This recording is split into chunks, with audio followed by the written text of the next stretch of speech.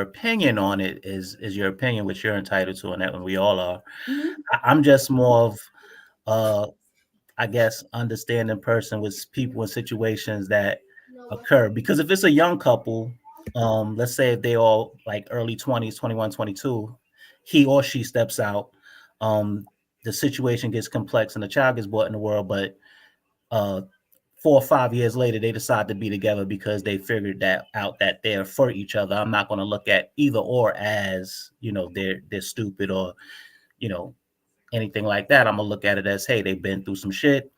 They came together and decided that what's best for them is each other. Right. And so this is the thing. A good rule of thumb, on the from a woman's, well, at least from this woman's perspective, is when you see a woman who's married, a black woman who married to a black man, you automatically know that she done been willing to put up with some shit that another woman might not have been willing to put up with. That's how she got there. That's how she's able to stay married. It's always something. And married people have said, look, if you in a long standing relationship, a long sustaining marriage, then you had to go through some stuff that another person might have decided to cut bait and walk away. But you had to decide to stay.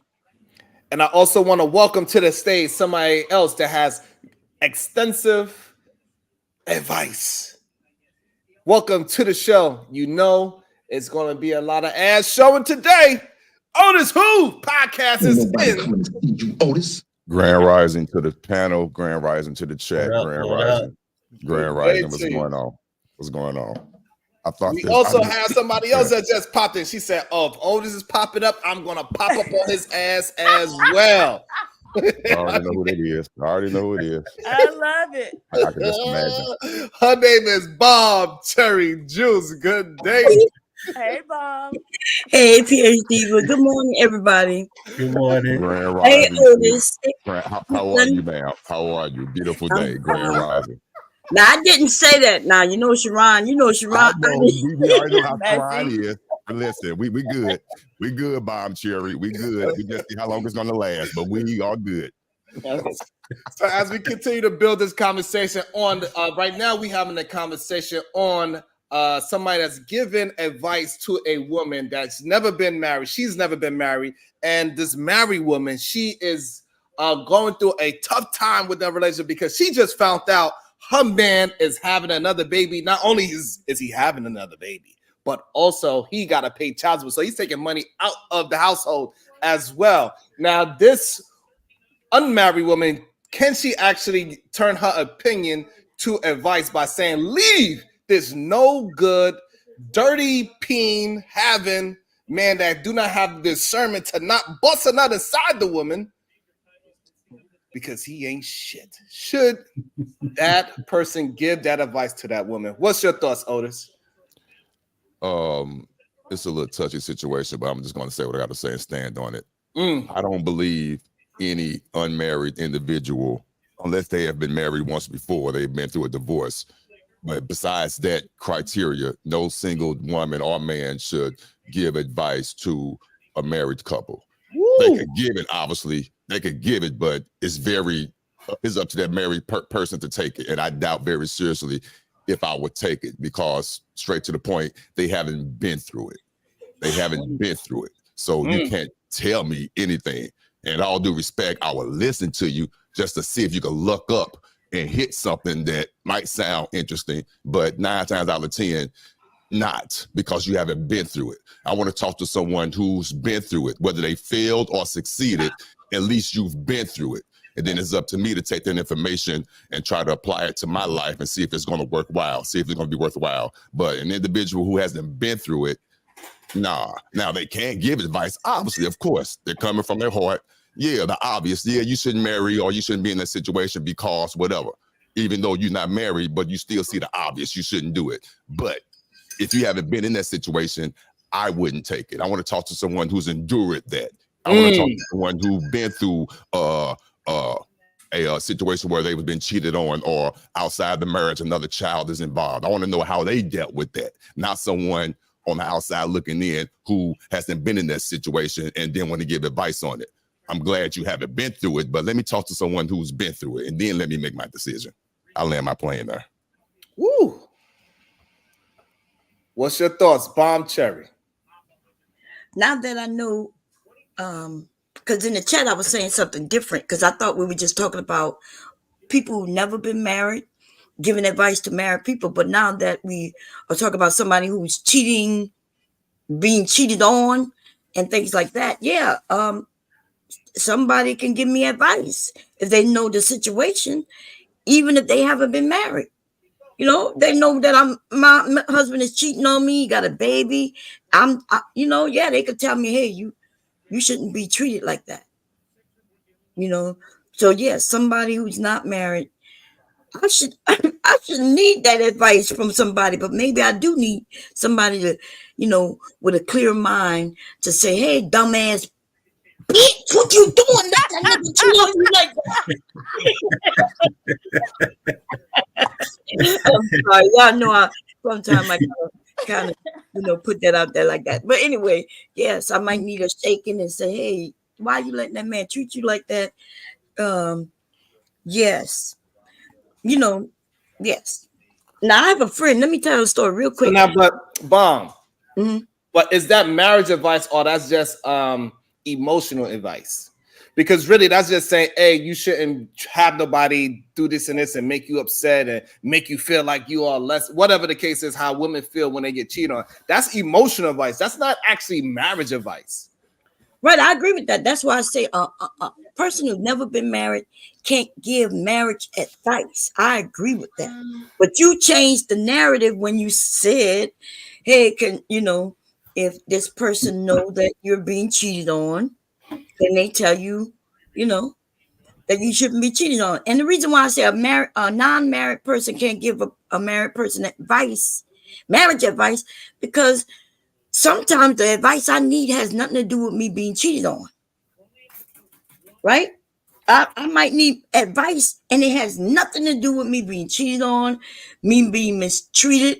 I might just need, sometimes in 33 years, I might be sitting here thinking, damn, why am I married? I might need somebody to explain to me why am I in this situation, and I just need somebody to come and talk to me. And a person who's never been married can't sit down and talk to me.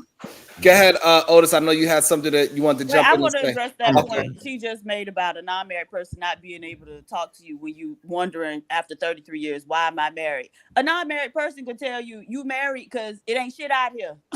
Right. This is the landscape. So if you decide not to be married, this is what you're going to be dealing with. Right. And I think that that's Yeah. valuable advice too. Right. Damn. Okay. Yeah, that's So that's different, but that's not marriage advice. That's being single advice, right? That's saying, hey, you don't want to come into this single world because this single world is different from what I see with what you got going on with your good human being that you got beside you. You don't want to come out here in this dating pool. We all smell like piss. We all pissy out here, and nobody's taking showers. But that still is marriage advice, right? Because No, you want I to think- come out here. You want to stay with your good person, and work through whatever y'all got going on because it's gonna be 100 times worse on this side. See, but that's I think when you say it like that, say, hey, but that's the real advice right there, right? You don't want to come and smell pissy like me. You smell fresh and clean, even though I understand Why your I man. gotta be pissy? You know they pissing in that goddamn dating pool now, and nobody want to take a shower. They just jump right back in. They get out for a quick second, and then they jump right back in the pool and piss again. Go ahead, OtisWho. I know you want to jump in. Go ahead. Real quick to add on to what Bomb Cherry was saying, just a slight little nuance. And I think PhD said this too. When someone, say for an example, if a single lady comes to the married woman and says, "Hey, your man is out here cheating, or he's no good," whatever the situation may be, it doesn't, to me, and it might be nitpicking, it doesn't turn into advice until after they make that statement, whatever that man is so-called doing. What is the advice afterwards? What are you recommending that married woman do? You just telling that married woman that her man is out here doing whatever he's doing. He has an outside child or he's cheating, whatever the situation may be. That's fine. It doesn't turn into advice until you give some wisdom or what you would recommend that individual do. That's the question. So there's a difference with telling someone, hey, your man out here tripping, or hey, I know your man got a child over here across town. You might need to go talk to your husband about that. No, that's different than, hey, your man got a baby across town. This is what I think you should do. Boom. That's where the situation comes in hand at. If you haven't been married in that situation with a child outside of marriage, how could you really tell me what to do? Now, you might be single in that type of field where you have services you can offer me. Hey, there's a building or some services you can go to get some type of help or whatever, some assistance that you could talk to someone to help you. So then I see that. But for us actually living in it, dwelling in it, I had an outside child in marriage. So now I could tell you how I feel and what I did. And then you make your decision on what to do. So there's a little gray area there. Woo. Yep, I agree. Or you could just try to get the person to come and jump in the pissy pool with you. Leave that man and come get pissy with me. You know, those are your two choices. Because Diva said, hey, no. Hey, listen here, girl. That man disrespect you. I understand you smell fresh, but he kind of tainted you a little bit. Come over here and get pissy with us because once we all but that's the thing. Smell it. If your man is out here, okay, the woman might be married, but if the man's single, then she pissy anyway, right? Because she's still laying up with that single man who out here in this dating pool with all the rest of us single pissy people. And so by extension, she pissy too. Damn. Yeah. Damn. What's your thoughts on that, Brooklyn? Yeah, man. Just like Otis said, it's all circumstantial of the advice that's being provided, because I do agree with PhD in regards to her saying that someone can express that this person's not treating you right. This is what they would do if they were in this situation. But I don't agree with a person that hasn't been gone through that situation telling someone what they should do pertaining to that situation, because Mike Tyson says something that makes a lot of sense. You never know how you're going to react until you get hit when you get in that ring. So we can all say what we're going to do. So that's true. Somebody could meet the love of their life, and certain circumstances could really change the dynamics of their current events. And in that moment, when you think about it, everybody's definition of marriage is different. Some people are really biblical when it comes to being married. Some people are more jaded to the business side of it. And so everybody has their own construct of what marriage is and isn't supposed to be. Like you said a few things that a lot of people that probably haven't been married wouldn't even understand. You spoke on intimacy. That's a real key part of the marriage. I mean, so think about this. You with somebody for 20 years, they get sick. They're a paraplegic. They can't do anything for you anymore. In that moment, because they can't physically provide for you, and they have been all this time, do you now up and leave because they can't physically please or help you? Or well, according to the stats, men are willing to leave their wives in the hospital bedroom because they ain't getting no more vagina anymore. So that's morally wrong. You know what I'm saying? Like, listen, if we're together and I'm married and you get sick, if you get injured, whatever the case is, you agreed to that contract, that oath. So if this is your person, you know, and I'm surprised that with men that is, because I know from my understanding, relationships are more conditional with women than men. And I say that to say this. I'm sorry, can you repeat what you just said? I missed that last part. You said what? Relationships, when it comes to relationships, women are more conditional with relationships than men. And I'm saying that to say, this is what I mean when I say that. Okay. A man will marry a woman that works in McDonald's and he's a millionaire. He doesn't care. Say that again. Say that part again. A man will basically marry a woman and pull her up. Absolutely not.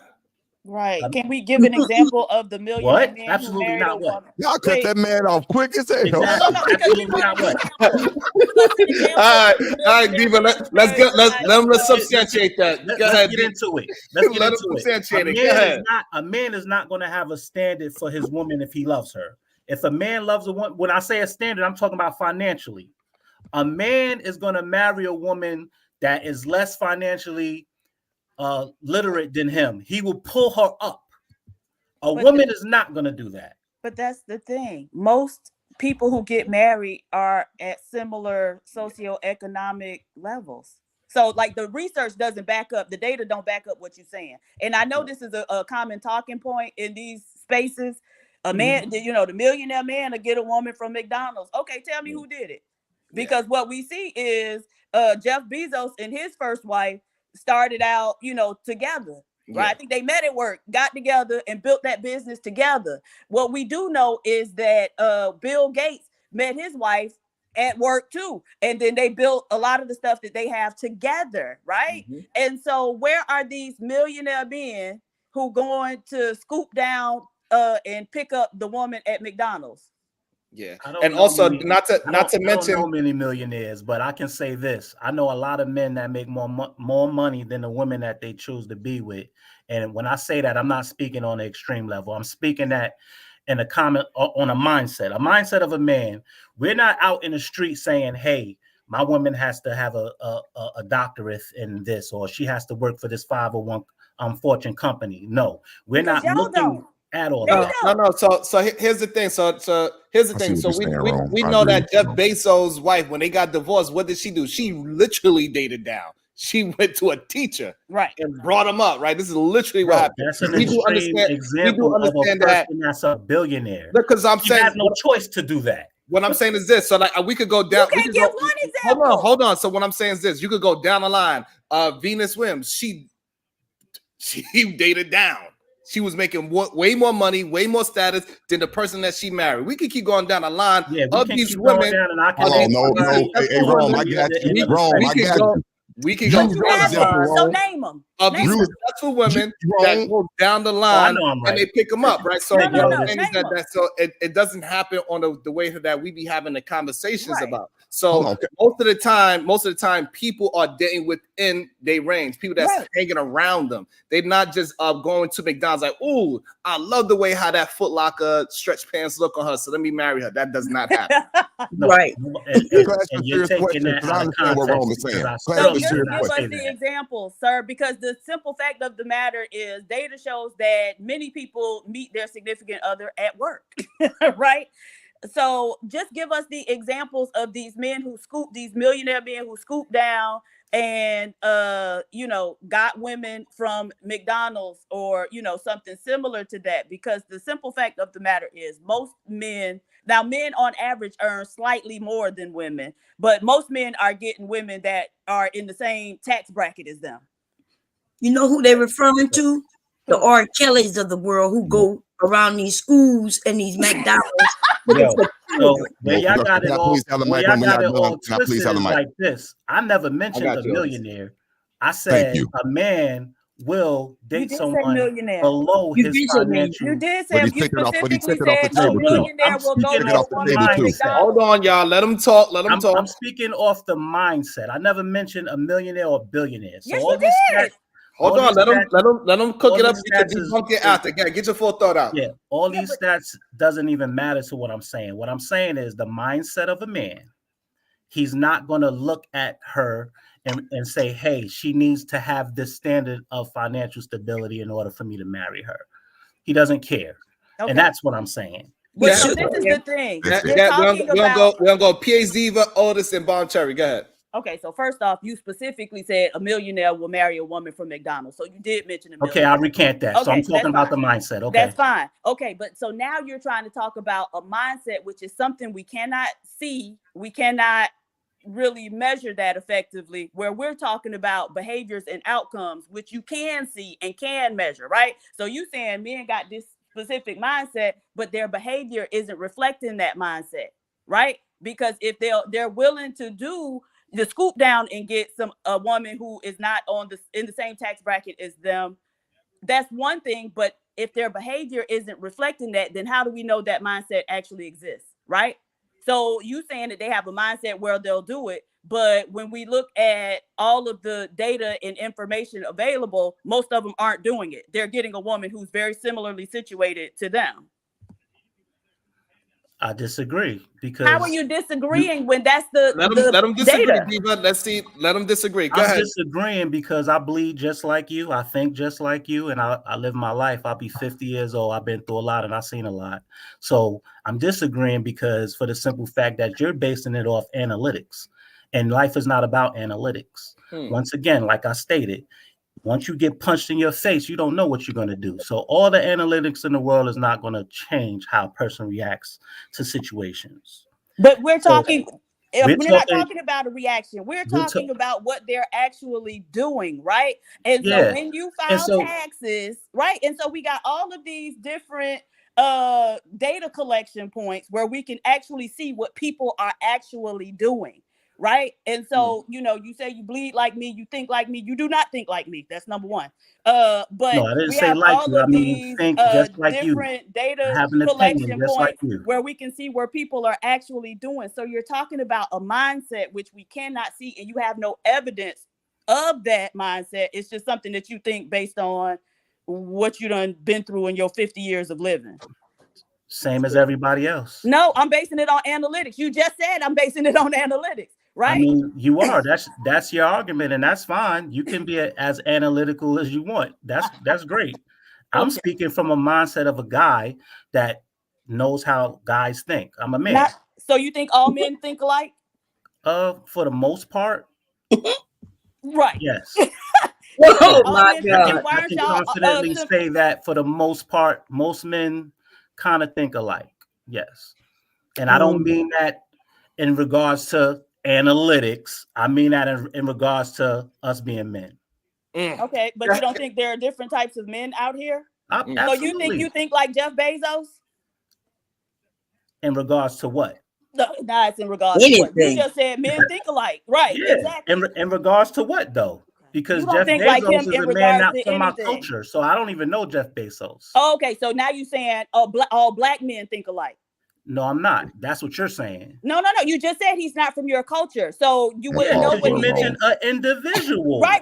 And so by Right. extension, if that individual, you wouldn't know what he thinks like because he's not from your culture, then by extension, you wouldn't know what other men who aren't from your culture think like either, correct?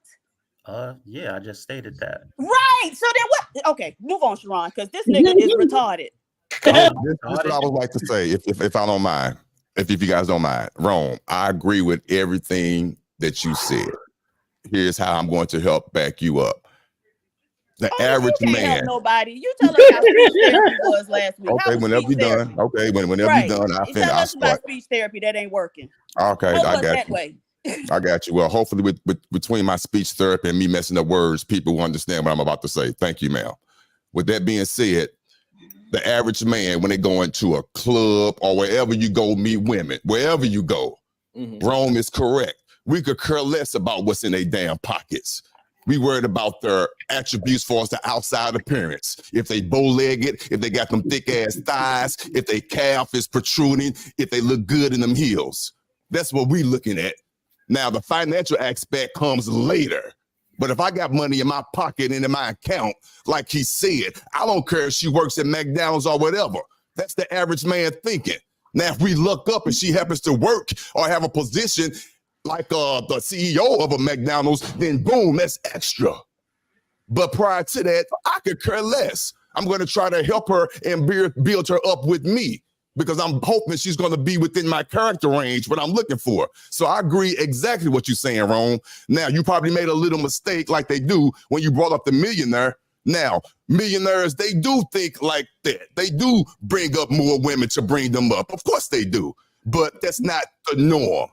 Right. That's not the norm. It does happen. Like the ladies were saying, not too many people do go, not too many millionaires do go into a Walmart and pick up the lady behind the counter. It happens, but not randomly. I mean, not often like that. No, it's very, very, very, very seldom. This is not the Alicia Keys video. I love that video where she called the man up. Yeah, no, it ain't like that. Hey, For the most part, I want to you get got a little bit of money and you take the woman out, and most likely the man will have more money than the woman. And I land my plane. Go ahead, Bob. I want to get you in there as well. Go ahead, Bob. Oh Lord. Because Jesus Christ. Okay, so Yeah, I'm sorry. God bless you. Anyway, so what I will say is that Otis said he agreed. Then he said he doesn't agree because he said that later on he mentioned a club. You see how he had to add in the club? He said in the club we thinking about her booty and her attributes, her looks. He mentioned the club, but then he said afterwards though, that's when we think about, if she worked, where she worked at. Because of course, if you are a black man and you're not thinking about this woman where she works, then you are ridiculous. Right? That might be why we are where we are now in our community. When you're not looking at the future, right? You're not looking at where she is now, where you are now, and how you come together and where you will be together. Because black women are doing that, right? We're looking at the men and we're saying, look where he's at now, how much money he's making now. With my money, we're going to come together and this is where we'll be. And the men are mad at that. But isn't that doesn't that make sense? It does. Doesn't There's that make nothing wrong with sense? that at all. Oh, okay. Okay, well, good. I want And my I'm daughters. not, I want my daughters to think just like that. oh, okay. Well, I'm good with you, Brooklyn, because you a handsome man. That's all I got to say. If I wasn't married and I was young, you be my type. I like them thick and Oh look yeah. like you were protecting me. You know what I'm saying? Okay. I'm a Oh, flirt. I'm sorry. I'm a flirt. Okay, You're go gonna make ahead. my turn get hot flashes, goddamn it. well, I just want to ask Miss Diva just this one thing, and you Go know, ahead. Yo. um, I I can totally get with your opinion, your mindset, and the train of thought, but I'm not retarded, Miss Diva. I just don't agree with everything that you're saying. I just wanted to say that. No. And so I called you retarded because because first you said Jeff Bezos isn't from my culture, and so I don't know how he thinks. And then I said, oh, okay, so you only know how black men think. And then you said, I didn't say that. And then I said, oh, okay, well, you said Jeff Bezos, you didn't know how Jeff Bezos think because he's not from your culture. So by extension, you wouldn't know how any man who's not from your culture thinks. And you said, right. So That don't seem Well, retarded to you? hold on, no, it doesn't because before you rebuttal, it's too hold on. it's too open ended and close ended. Because I would say this: What? some men outside my culture, I may relate to their thought pattern. Okay. All right, child.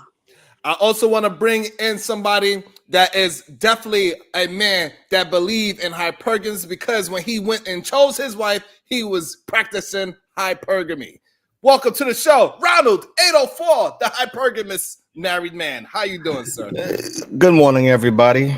Good morning. How's everybody doing? We're Good doing day. What's well. going on? What's going on? Peace to Now, you. Ronald, Peace to can you. you tell how men are actually all hypergamous? They do care about if a woman's intelligent, she has a degree, and she is going upward towards making a certain amount of money. Maybe even a woman that could run her own business and be a manager. So men are hypergamous just as much as the women. Yeah, Ron, let us know how. Yeah, I'm gonna have to agree with the with let me just say how I feel real quick. Me personally, if you're just looking for a woman to have sex, yeah, you would take the McDonald's chick. You'll take anybody, whoever want to be with you. But when it comes to like, okay, I'm looking for a potential wife. A lot of times you're gonna be with a like-minded person. For example, if you're college educated, most likely you're gonna get somebody who is also college educated. So yeah, so I know a lot of times we hear about this, the millionaire date the person McDonald's. That usually don't happen because eventually when that millionaire talking to her, they have nothing, they can't relate to each other. There's really nothing to talk about. So it's just gonna be some kind of sexual thing. So when it comes to like looking for a future with somebody or like potential marriage, is most likely somebody who's like-minded. And I would love for Fantasy Island Girl to hit the link because I know her man was being hypergamous when he found her as well. So that'd be interesting to hear her point of view on it. But so now, Ronald, can you tell us how you was being hypergamous when you met your woman? Like explain it a little bit, break it down a little bit to when it comes to hypergamous. You don't know what hypergamy means? Explain to me. Break it down a little bit so I can make sure I So give you the meaning right that answer. you found somebody that had your same status or better when you was looking for your woman, and you looked at your wife as like, hey, she's at my level, or even possibly better. That's the word. That's what hypergamy means. That you look at somebody at Okay. your level or possibly higher. Definitely not lower. Well, at that time, my wife was actually higher than me. When I There met we her, she go. was in medical school, and I was in college. Let's talk about it. So like I said, even though she was higher to me, we could more relate. So she, in the sense of that situation, she dated down in that sense. Yeah. Right. Like, no disrespect, but in that sense, it's like, you just put it on paper, it's dating down. In real life, you got intellect and blah, blah, blah. So it's not dating down, but on paper, it's dating down. And this is the problem that we be having on these spaces, that it goes time and time again. Most of the time on paper, the woman is the one dating down. But I know you're saying this dating down thing, but like I said, we're still at the end of the day, we still like-minded. We both have, like I said, she already graduated from college. I went back to college. So I think I don't really see it as dating down. We were still in the same thing, in the same area. So now, however, if it was the opposite way and you was the one that had the highest status at the time, most men would say, hey, you dated down, you brought her up because you're in the medical field and she was just in college and she was da-da-da-da. This is what they would say.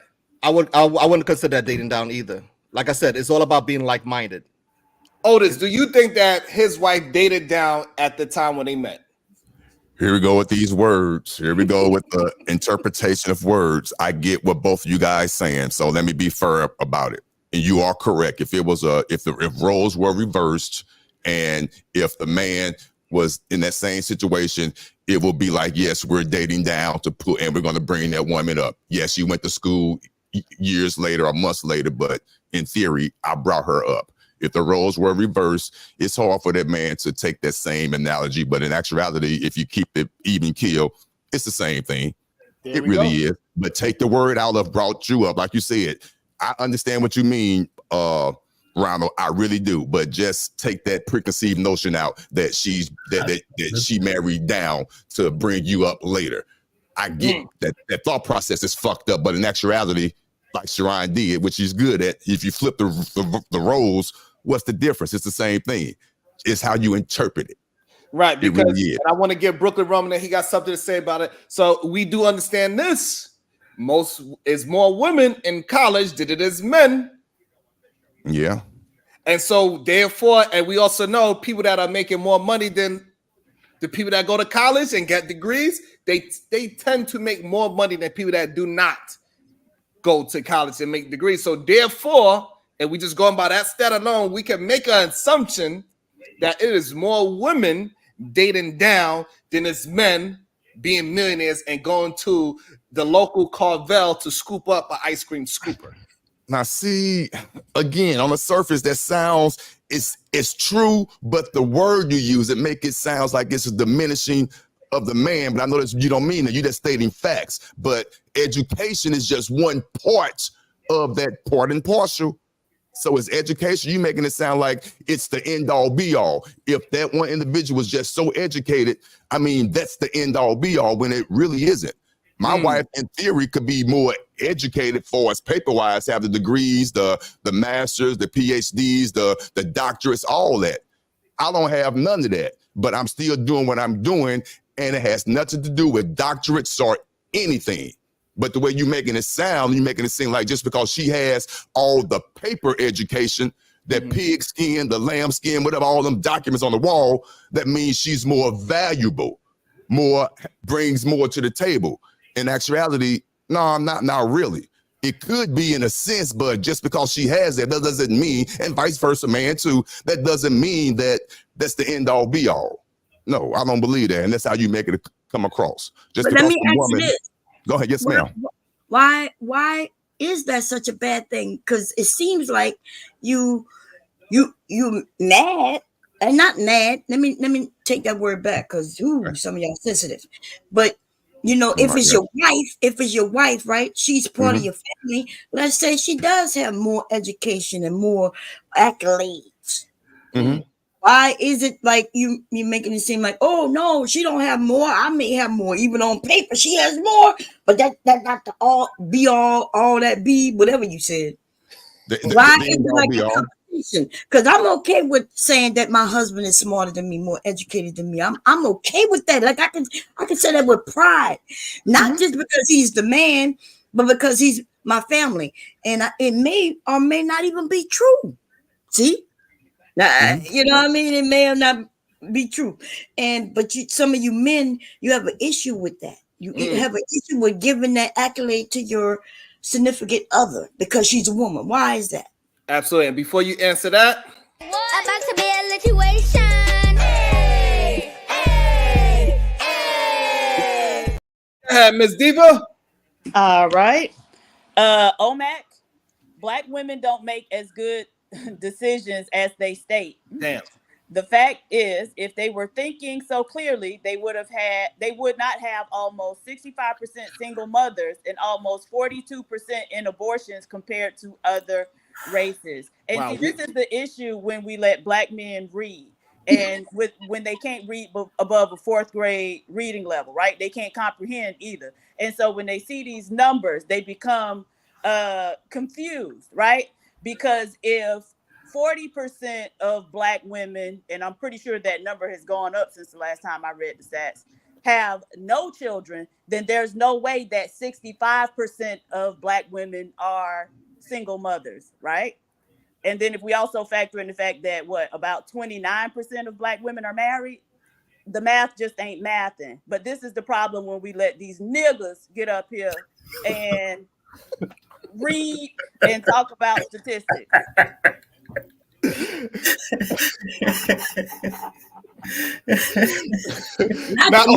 Not only that, we also got to understand that most of the time, men are the biggest supporters of baby deletions. They are the ones that's pushing the baby deletions. They want to go inside the women raw and say, hey, we did this together. However, it is your responsibility because I don't want to have no responsibility with you. I don't want to be with you. They put the threat of being a single mother and force the woman to now make a decision on if she should bring a life into this world and take themselves out of it, and now go ahead and say as if when this decision is made, it's only on the woman decision now. No, that's both of us. You men, not you men. These men out here are promoting Plan Bs, as we've seen it pan out with Fresh and Fit. He was forcing her to do a Plan B and use the fact that he is not going to be with her as his example on why she should get rid of the baby. This happens way too often. We know it's plenty of men that get tricked out of it. That woman say she is pregnant just so she can get an extra $400 or $500 out that man, and she's not even pregnant. But that's the way how they used to game men back in the days, because men are the biggest supporters of that. So I think that's a horrible example to have with the baby deletions. And then now with the single part, right? So Black women being single, the problem why Black women are being single because most Black men do not want to put the government in their business. They want to do everything below the table. They don't want the government in their business. So they feel like as long as we together, common law marriage, we together for 7 years, we don't need no damn paperwork. So that's why they considered single mothers and being single all the time, because they are playing the game. And some of them even use the single game so they could get goddamn government assistance. So all these things of acting like they are single because people don't want to be with them is a lie. Is that a lot of men do not want to commit to their woman because they want to do some under the table things. They want to be scammers, and it even goes into scamming women into having babies and all those things. So that's just what it is. I also want to bring somebody else into the table. His name, he go by name, Big West. What it do? And we also have the beautiful Miss Polly Wright. Good day to y'all. How y'all feeling? Okay. Oh, hell no. Oh, your mic is all. Hell no. Big West. Oh, Big West. You all wrong, sir. Oh, you all wrong. Hell no, Big West. You're gonna have to. Hey, listen. Terrible. Well, he's like Theodore size. So Theodore, you need to come back, fix your microphone because you sound like one of the chipmunks. You sound like Theodore. Okay. So welcome, Miss Polly, into the conversation. Good day to you, man. What's your thoughts? I would like to hear, because I jumped in a little bit late. So I want to hear some more opinions first before I make my No, own. That's fair. hey No Sharon, I'd problem. like to answer the first question. Go ahead. Yeah, when it comes to relationship advice, I think anybody could give advice. The issue I have is that when married people are giving advice, a lot of people like to tell them they have no idea what they're talking about. Give the married people some grace. Like they have they have the knowledge and they also have the experience. So that's pretty much the biggest issue I have. I've even had it in my regular life where I've give single friends advice and they told me my advice was foolish, and I was like, listen, I got a successful marriage. You're not even married yet. Damn. So you might understand what I'm saying, but just give me some grace a little bit. Mm. So that's the hard, and we've had it in this panel. That's the reason why a fight broke out 2 nights ago, because somebody was speaking, Mhm. the other person didn't like how somebody was rolling their eyes. All of a sudden, a fight broke up. Mm. And to tell the truth, I actually was agreeing with Verbal Assassin that night. I Ooh. didn't see anything wrong with what she was telling the other guy. Wow. So Awesome. yeah, We want to build on that because Yeah. that is very interesting, because everybody disagree with you right now, Ronald. And I also want to bring in the most hypergamous man that I know, Big West. What up, Mr. Hypergamy? God damn, the kid that did, the one and only, the great Ben Bottle, you know what I'm saying? What's up with y'all, man? You know, I'm up this morning getting this money. Y'all all right?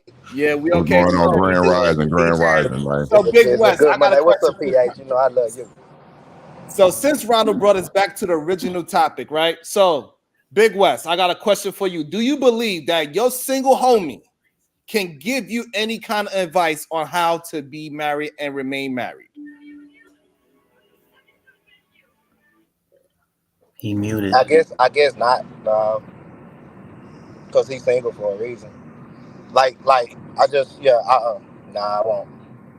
I listen to him, but ultimately a man gonna make his own decision. So, nah, I can't. I Mm, don't think great a cop single out. That's a person. great cop out.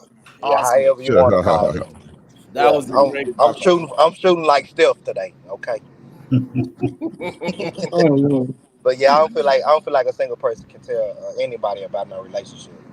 Every Okay. relationship is different. Every relationship is very much just different. Everybody do different things. So Okay. So let me ask Miss Polly the same question. Miss Polly, so somebody could come to you and ask you about how can they sustain a successful poly relationship. But do you believe that you can give successful advice too about how people could have a monogamous marriage? Well, the only reason I will say yes is because I've been married. Mm, So if you've had the experience of something, you can share your experience. Everyone's experiences are different, which is very true. But you want to talk about how you had the experience as a married person. So if you came to me and asked me about being married, which that's why I think a lot of panels do get confused when I'm on there. If I'm coming onto a panel, I'm talking from my experience. My experience is not what I'm doing right now. It could be something I've done already. And mm, that's why you're valuable with your experience. Even when you go to a job interview, I might not be doing that job now, but I might have experienced it before. And so mm, you're a valuable person. So it doesn't make sense for if I had a daughter who's never been in a relationship to take on everything she's saying because she's never had any experience or know what it feels like to be partnered with someone and had made a commitment. Even mm, though she could say, "Oh, I saw someone else do that," you saw, but you weren't experiencing the feelings and the emotions and the time, and you didn't experience what it was to be in that situation. So oh, you can give me your view, but you have to also have that experience yourself. mm. Hmm. So what's your thought on that, PhD? That you got to have experience within the situation to actually give advice. I think that's probably the case with certain things, and then with other things, I would think that you wouldn't necessarily need the experience to offer that advice. Like we talked about some situations earlier where you wouldn't. And as a single woman, I know that like married women and men don't hesitate to come and ask my advice about financial stuff. And Mm, so one of the things is, I'm a firm believer. If my advice is no good, then neither is my assistance. So there's a thing where a lot married women be like borrowing money from single women, right? Because they think we don't have as many responsibilities and da da da da. And so I want people to keep the same energy. Like, I'm a single woman, and realistically, you should never try to borrow from a single woman anyway, because she out here in this cold, harsh world, all alone, fending for herself, right? But they'll come. And so again, if my advice is no good, then neither is my assistance. When you need to run away from that man or that woman, and need somebody to help you, go find you another married person to offer you that assistance. Yeah, That's what I think. Give cheap shots. Go ahead, Ronald. What you think? Hey, what's your thoughts on what Miss Polly said, Ronald? I thought what she said was okay. Like I've remember the first time on this panel, I said I won't take marriage advice from somebody who's been divorced. So I think I know we had a fight about that. So I mean, like I said, you could get advice from anybody. Just Now, like so I said, hold on. So you backtracking. So you saying you could get advice, right? So a single person can give you advice. other people, not me. I don't go to single people. I don't go to too many people for advice when it comes to relationship now. I kind of been in there for a while now. Like when I was in my 20s, I used to. Okay, so Ron, I want you to stand on something. So now, if you are giving advice to the public, yeah, would you tell the public of married human beings should they take advice from a single person? Yes or no? Okay, you want me to stand on something? Yes. If you are married and you want marriage advice, take advice from somebody who's married, who's not only married, successfully married. Okay. Like I won't do what I said. What I said is I think everybody have the right, because when we on these panels, a lot of these people. No, that's good. Don't backtrack. Don't backtrack. Stand on that. I'm not backtracking. Leave it there. Don't backtrack it to make it general. No. What I'm saying is, say married people, go and find you a successful married person, whatever that success looks like for you.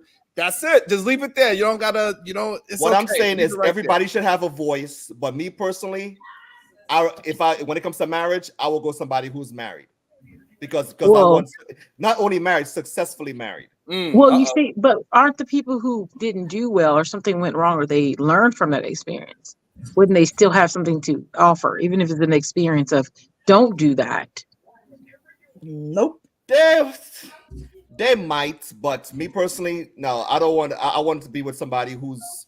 I don't want somebody who failed. Then okay, they got to experience some failing. I want somebody who's still there. Well, but when they have advice still. Yeah, advice doesn't mean bad or good. Advice is advice. You're telling. What I'm saying is that if I'm saying, okay, I want to start a business and I went into this business and I was unprepared, I didn't save, I didn't think about the cost, and then I found that out and I was like, dang, that business failed. But when I start a new one, I'm going to do this and make it right. Wouldn't that still be advice? Yeah, I totally understand where you're coming from. But me personally, I would rather go with somebody who's still in the fight. All right, go ahead, Bob Trevor. You seem like you disagree. What's up, Bomb? Yeah, I disagree with her wholeheartedly. Like, her question was even ridiculous. She said she started a business, she failed at the business, and then she said when she started up again, she gonna do it differently. But why didn't she start it up again and do it differently? Like, what stopped her from starting it up? Because she got the answers. You know what I'm saying? It's almost like she don't really have the answers, because she would have jumped right back in. You know what I mean? So I think it's ridiculous. I think people think they have the answers, because if you had the answers when you made the mistake, you would have stuck to it and y'all would have solved it within the marriage. See, I've been married 33 years. And if you think we haven't made mistakes within this marriage, we have. While in the marriage, through the mistakes, we solved the mistakes while in the marriage and kept it going. And some of you want to say, well, we made a mistake. It failed. You couldn't even solve it. You let it go. It failed. And now you think you got the answers. It doesn't make sense. Only in your mind you think it makes sense, because now you see the mistake and you're like, okay, yeah, I made that mistake, Do you really see the mistake, or did you just know that it failed? You just know it failed. Do you really see the mistake? Go ahead, Polly. I was gonna say, well, I feel like okay, well, I feel like you're mixing both.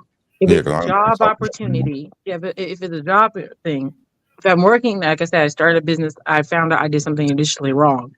Even if I just said, let me start over, let me do it the right way. That is someone continuing to try to push forward. But if it's a person in a relationship, if you can say, hey, listen, I messed up, I didn't, do something correct and we want to fix that. And the other person's like, well, I don't do that. I don't want to. It's not you saying you don't want to keep trying. So it really takes both parties. So if someone doesn't want to continue with you, whatever reason, you can only control you and your actions, not someone else and theirs. So you could still want to keep pushing. And if they don't, that's just that two people it just didn't work out.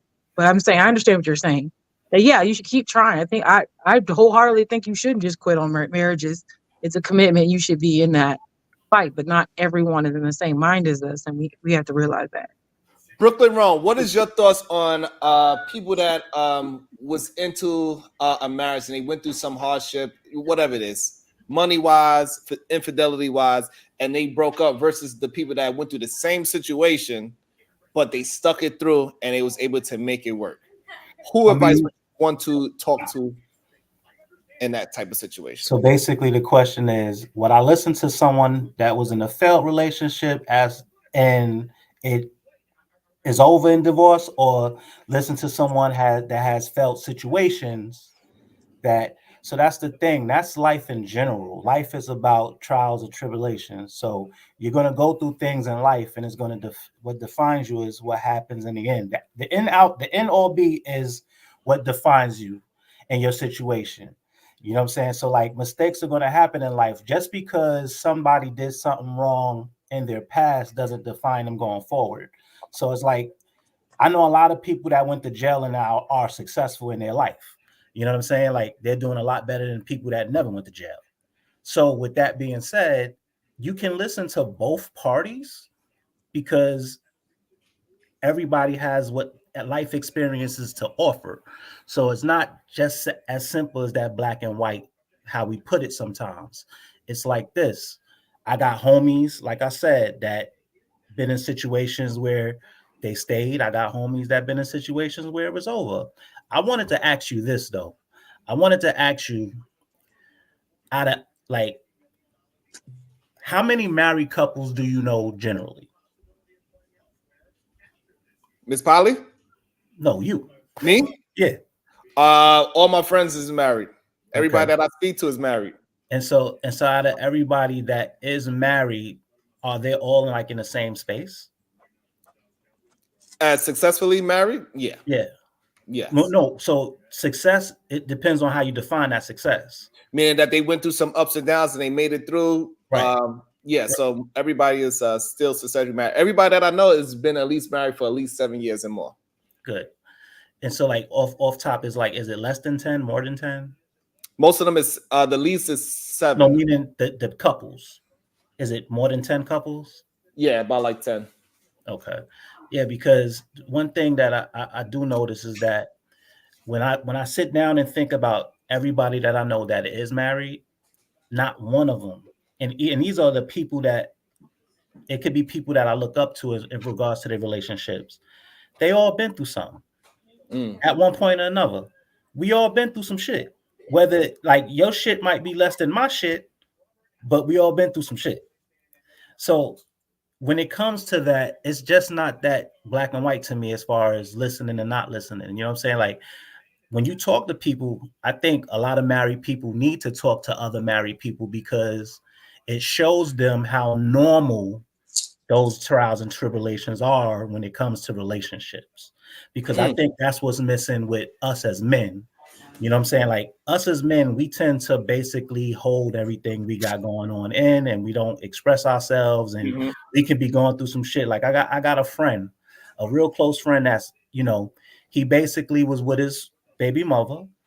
He put her through school, and basically she got her nursing degree and she decided once she got nice and comfortably in the groove of her nursing degree after 2 kids that she don't want to be there no more. Damn. Man didn't do nothing, didn't cheat, nothing. And so now he's distraught and devastated. So that's a perfect example of him building her up. She getting to where she need to get, and now she's looking to elevate herself with a man that has a little bit more. Well, that's because he was being hypergamous in the wrong way. He was looking to elevate her to elevate himself. That's where he went wrong. or it could have been a whole different circumstance. And cheating is not always what's going on in a marriage. It's not always the worst thing. You know, that's just where everybody take it. But the question that was asked to you, Brooklyn, you didn't answer the question. The question that I heard Sharon ask you was, me and Miss Polly was talking, right?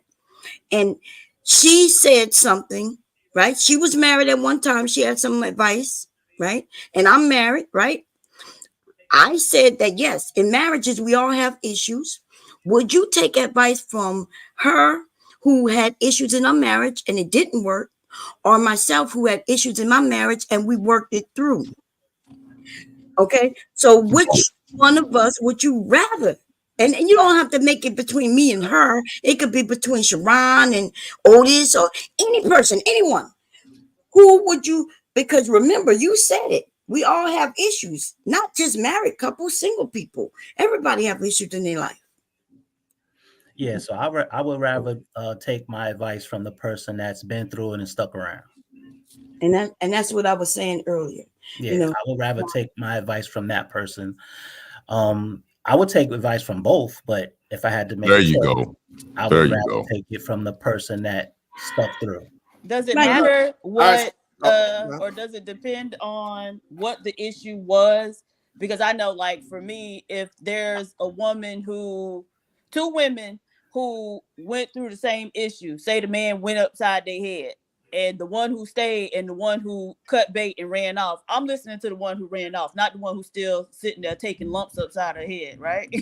Yeah, I agree with that. It definitely depends on the situation, because violence, I agree that violence is an automatic go. Gotta go. And I also, Otis got something to say. After Otis, Black Dahlia, and then we're going to bring a special guest up. I have a successful marriage, mainly because I saw the failure of my father and my mother's marriage. I knew that I wasn't going to do that. I knew I was trying my best not to have a whole set family outside of the family that he already has. And I vowed not to just pick up my child probably 2-3 times out of my whole existence to go get a haircut. And I vividly remember that. So I knew I wasn't going to do that. I also knew from looking at bad marriages, my uncles and aunts, since I didn't have a father in the household, they had that house with the white picket fence and all that. And then I go over there and I noticed that the husband, my uncle, wasn't around, but the house was there. The wife was there. My cousin was around, and my uncle that I was going over there to, he would come in late at night. As I got older, I started putting that shit together. Papa was a Rolling Stone. So I vowed not to do that. So you can learn from bad experiences, but I can't learn that from a single person. No disrespect. They can't tell me nothing. But a married person, good or bad, good and bad, I can learn from just by sitting back, observing, and asking the questions. Why did she leave you? Or why did you go out and do that? You already knew that she had, an example, a medical condition when you married her and the sex was going to fall off. Why did you decide to go into the marriage? See, I asked stuff like that because you knew it was going to fall off on the tail end. So that's how I learned my experiences. And again, with all due respect, a single person can't tell me anything. Thank God I can hear them. I will listen, but me take that advice 9 times out of 10, no. But I will listen, but I won't accept it. Yeah, out of respect, you'll listen to them. And I also want to bring in Mr. Hypergamous married man himself, the man Williams, and also welcome to the show, Bolo TV. So we're gonna go Black Dahlia, the man, and then Bolo TV. Go ahead. Can I please say this one more thing though? Hold on, Black Dahlia. Go ahead. It won't take long. PH Diva said something 2 weeks ago, and it was so profound. She gave a list of the hierarchy or stages in marriages. I think it was like 5 or 6 of them. I know for a fact, my wife and I, and I'm pretty sure Sharon can attest to this himself. I know for a fact, I don't care what nobody think. I know my wife and I, we at that top. We passed all that other bullshit, and that's the problem. Marriages don't get past that second or third level. And PhD Diva said that, and I agree with her 100%. You have to endure that bullshit, that first 2 levels, which is less than the first 7 years in your marriage. If you can't get past that, like most marriages don't, you're doomed. I would admit that, because you're not built for it. You're going off the idea of marriage. You got to get through that shit. And that list that she gave, I recommend you go back and listen to it. That criteria is so for real. So I agree with her on that. If you can't get past that list, you don't have a marriage. You just waiting for a divorce. And I stand on that. Beautiful. And that's a single woman that he took advice from, by the way, y'all. Oh, God. Hey, can you guys hear me? Dahlia. Can you guys hear me? Yes, we can hear you. Hey, everybody. So I just had a question. So we're debating on whether or not single people can give married people advice, but married people always think that they should be able to give single people advice. And I heard a guy give an example of a married man that he would take advice from because his wife put up with over 20 years of him cheating on her, and he had a side baby, and they just ignore that baby in order to hold their marriage together. And that's the type of person that he would be willing to take advice from. So my question is, what about those fatherless home children that are created from those marriages? And do you think that those type of men should be able to give advice? That was it. Ronald. Well, I think she's talking about me, but I never I said. get, bro. I never said that I took his advice. I just used him as an example of couples fighting through their situation. No, you said that you would be willing to take his advice, and you gave that example. That was a bad example because I've seen what happens when those kids are just abandoned, so the wife doesn't have to admit that her husband ain't shit. Well, once again, I They didn't had they say. go. It looks really pretty on Facebook. So once But again, when I you didn't know the say that I'm kids willing to that take that man's they advice. I no, used but it you're not. as But just you're an not example. focusing. I don't want to deflect. I want to know. You gave that man as an example. How do you feel? Okay, you won't take his advice. You brought him up, so obviously you must think highly of him and what him and his wife are doing to that side baby. No, it's not obvious. That's just my friend, and That's people make wrong. mistakes. I know Because murderers if too. that was I my know people married that did friend, 20 years if in jail that if are his home. wife, I'm at What does work. that mean? Can I please finish? All right, but Black If Dahlia, when if you his ask the wife, question, you gotta let the other if person speak as well. Go ahead. Exactly. Yeah, like I know well, people of he said all it was walks of him, so life, we were but that having a back and doesn't forth. mean So that I agree with Okay. whatever it is that they did or how they live it. That just means I know them. Go well, ahead, I'm just Dahlia. saying. I know.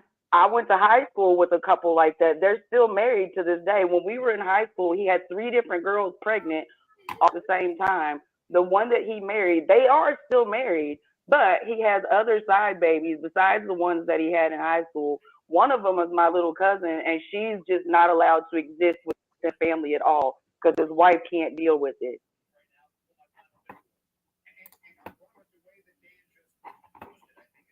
So what All right. about those kids? Okay. Anybody? We good?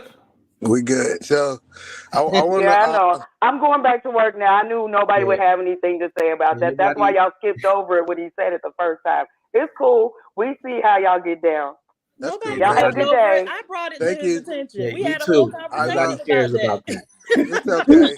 Nobody skipped we had over a it. full conversation about it, so I don't know what you mean we skipped over it. But She was just upset that we didn't talk about it when you want to talk about it. Yeah, she in a bad how mood you today. doing, She trying to Otis? trigger somebody.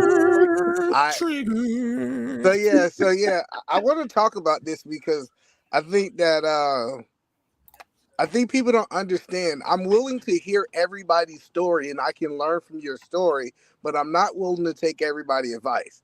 I don't take most married people advice because I don't think from my perspective that their marriage is successful, right? I have a small group of people that have the same belief, because it'd be crazy for me to go to Sharon and ask him for advice, and we have different spiritual beliefs, right? So this idea just you actually have a status, because that's how we speak in a marriage, right? Or a person being single having a status. That's why we listen to them. I actually will take advice from a single person if they do have a certain level of relationship with God, right? So then I know people don't want to talk about God. I know that hurts people that it trigger people. But no, the whole point that I'm saying, because I want to get to Bolo, is that I really think that your level of spirituality actually gives you the right whether you can give advice or not. But I can share my story. If I'm telling you my story and you can learn wisdom out of my story, that's not me giving you advice. I'm just telling you my experience, and you're understanding and being able to take the wisdom out of that. So I rest my mic. I could Now, agree with that. Go ahead, Bo. Okay. I kind of agree with that. You know, people who want to listen to fairy tales and they base their uh, lives and their marriages on fairy tales. I think y'all should stick together. Stick together and base your lives on fairy tales, and then try to judge everybody else who won't do that. Yeah, you could believe it's fairy tales, but at the end of the day, it's also good structure. So being a Christian or reading from the Bible, it gives you good structure. It helps you be successful also. Go ahead, Bolo and Miss Berry White. Tell me who answer you are talking about. Go ahead, Bolo TV. Welcome to the show. Thank you, brother. First, I want to say greetings, everybody. Blessings, everyone. History. It depends. It depends on where that man and that woman is. I always say we need to think panoramically. So when we, a lot of us think linear, right? And from our anecdotal experiences that we go through in life, this is what frames our decision making. So it's always good, like what man said, to have people in your corner that have different eyes, because again, we can't experience everything, and we learn from other people's experiences so that we could take and add it to our lives. A lot of people marry for the feeling of love, not for the action of love. Love is not a feeling, it's an action. And a lot of people marry for happiness. And when they figure out that that feeling is fleeting, this is when we start to have issues. Marriage is work. It's not an entitlement, it's a service. And this is the problem that we're having, especially in the Black community. We are so of an emotional people that thinking logistically is out of the window.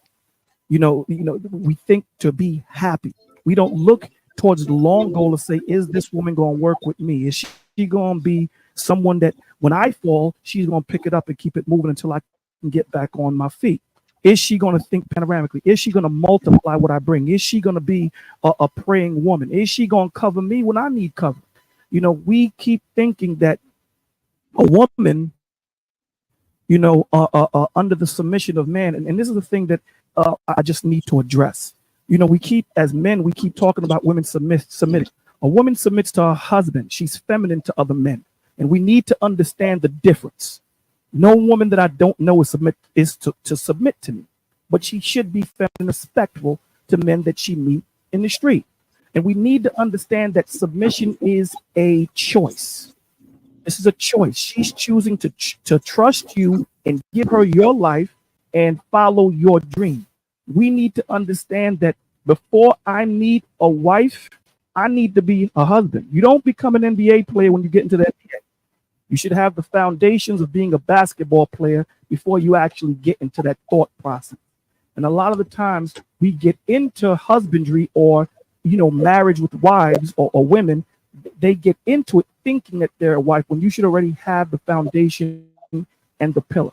So going to taking advice, you could learn anything from anybody. You could learn from a fool. So to omit the experience that someone has gone through is foolish. Now, depending on where you are in, are you able, like Eda Man said, are you able to deduct and take the understanding and the wisdom from said story that this person is giving you, advice that this person is giving you, and able to construct it to your life so that you can move better? Awesome. That was great. Awesome. What's up, Uncle Tom? Can you tell me how you were so hypergamous. That's what brought you to your woman because you was being hypergamous.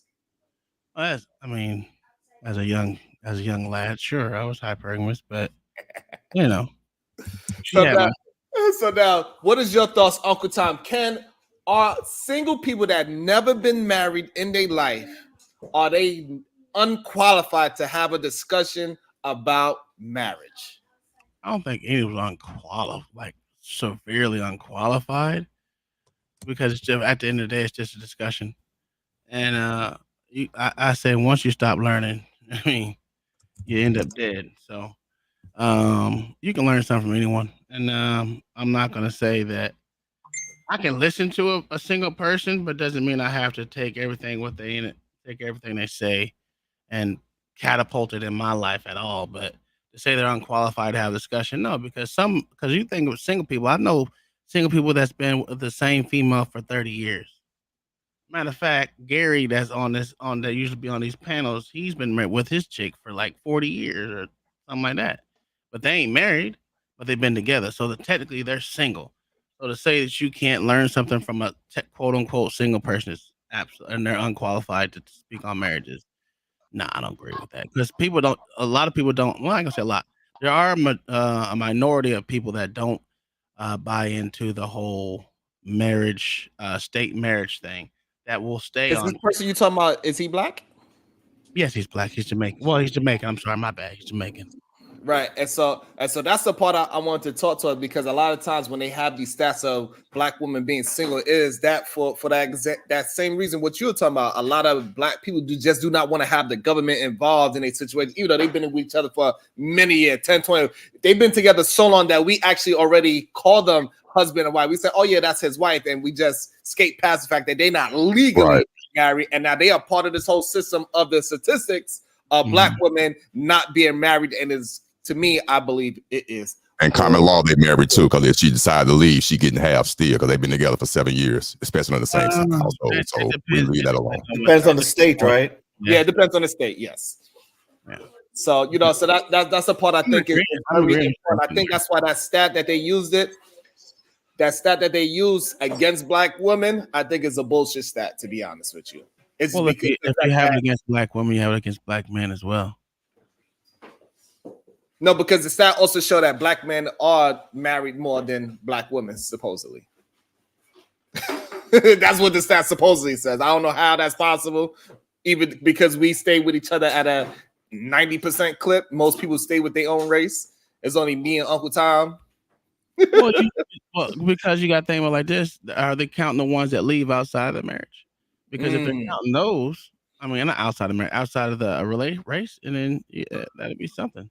I don't know if that study is inclusive of those people, because if you add those people in that don't stay with black women that go to other races, because either man also is not with a quote unquote gigabit. You know what I'm saying? But the problem is we marry ourselves at an 80% clip. But a what? What you said? But a what? The black men that marry outside of their race is Uncle Tom. No, what did he call? What did he call? I got you, Bob Cherry. You call black women jigaboos, but you're so ugly as shit. Now let's mic messing up. Your mic messing up, unlikely. I call myself a jigaboo too, so it's okay. No, it's not okay. I don't know why you would think it would be okay to call black women jigaboo. I didn't call him jigaboo. I said jigabet. It's okay. Okay, jigabet. Okay, it's okay, and it's funny. It's funny. Yeah, it's all right. Yeah. Oh, it's only funny to a ugly ass nigga like you. Okay. Oh, here we go. Here we go. And your wife ugly too. That's fine. Hey, Yo, that's what's so crazy about dudes like you. Fine. You come on these panels and talk about the black women that look better than your wife. Throw on that right? cake. Throw on that cake. Hey, yo, bro, you took the. You talking about all black women calling them a racial slur. You a widow. Oh my God. Apparently, y'all didn't hear that dude, and he's the one who was disrespecting. You want me to repeat it? Nobody said anything. But No, I'm not talking to those who What heard is it. going on? Hold on. Y'all talking about things that didn't happen here. What is going on? Just saying it, come All on. black women jigaboos, bro. Oh, I didn't hear it. Hold He on, said y'all. Hold on. Let me like he was calling them hold on. Let me jigaboo. find this out. Let me try to This figure shit this out. crazy Hold what's on. going on in these panels, dog.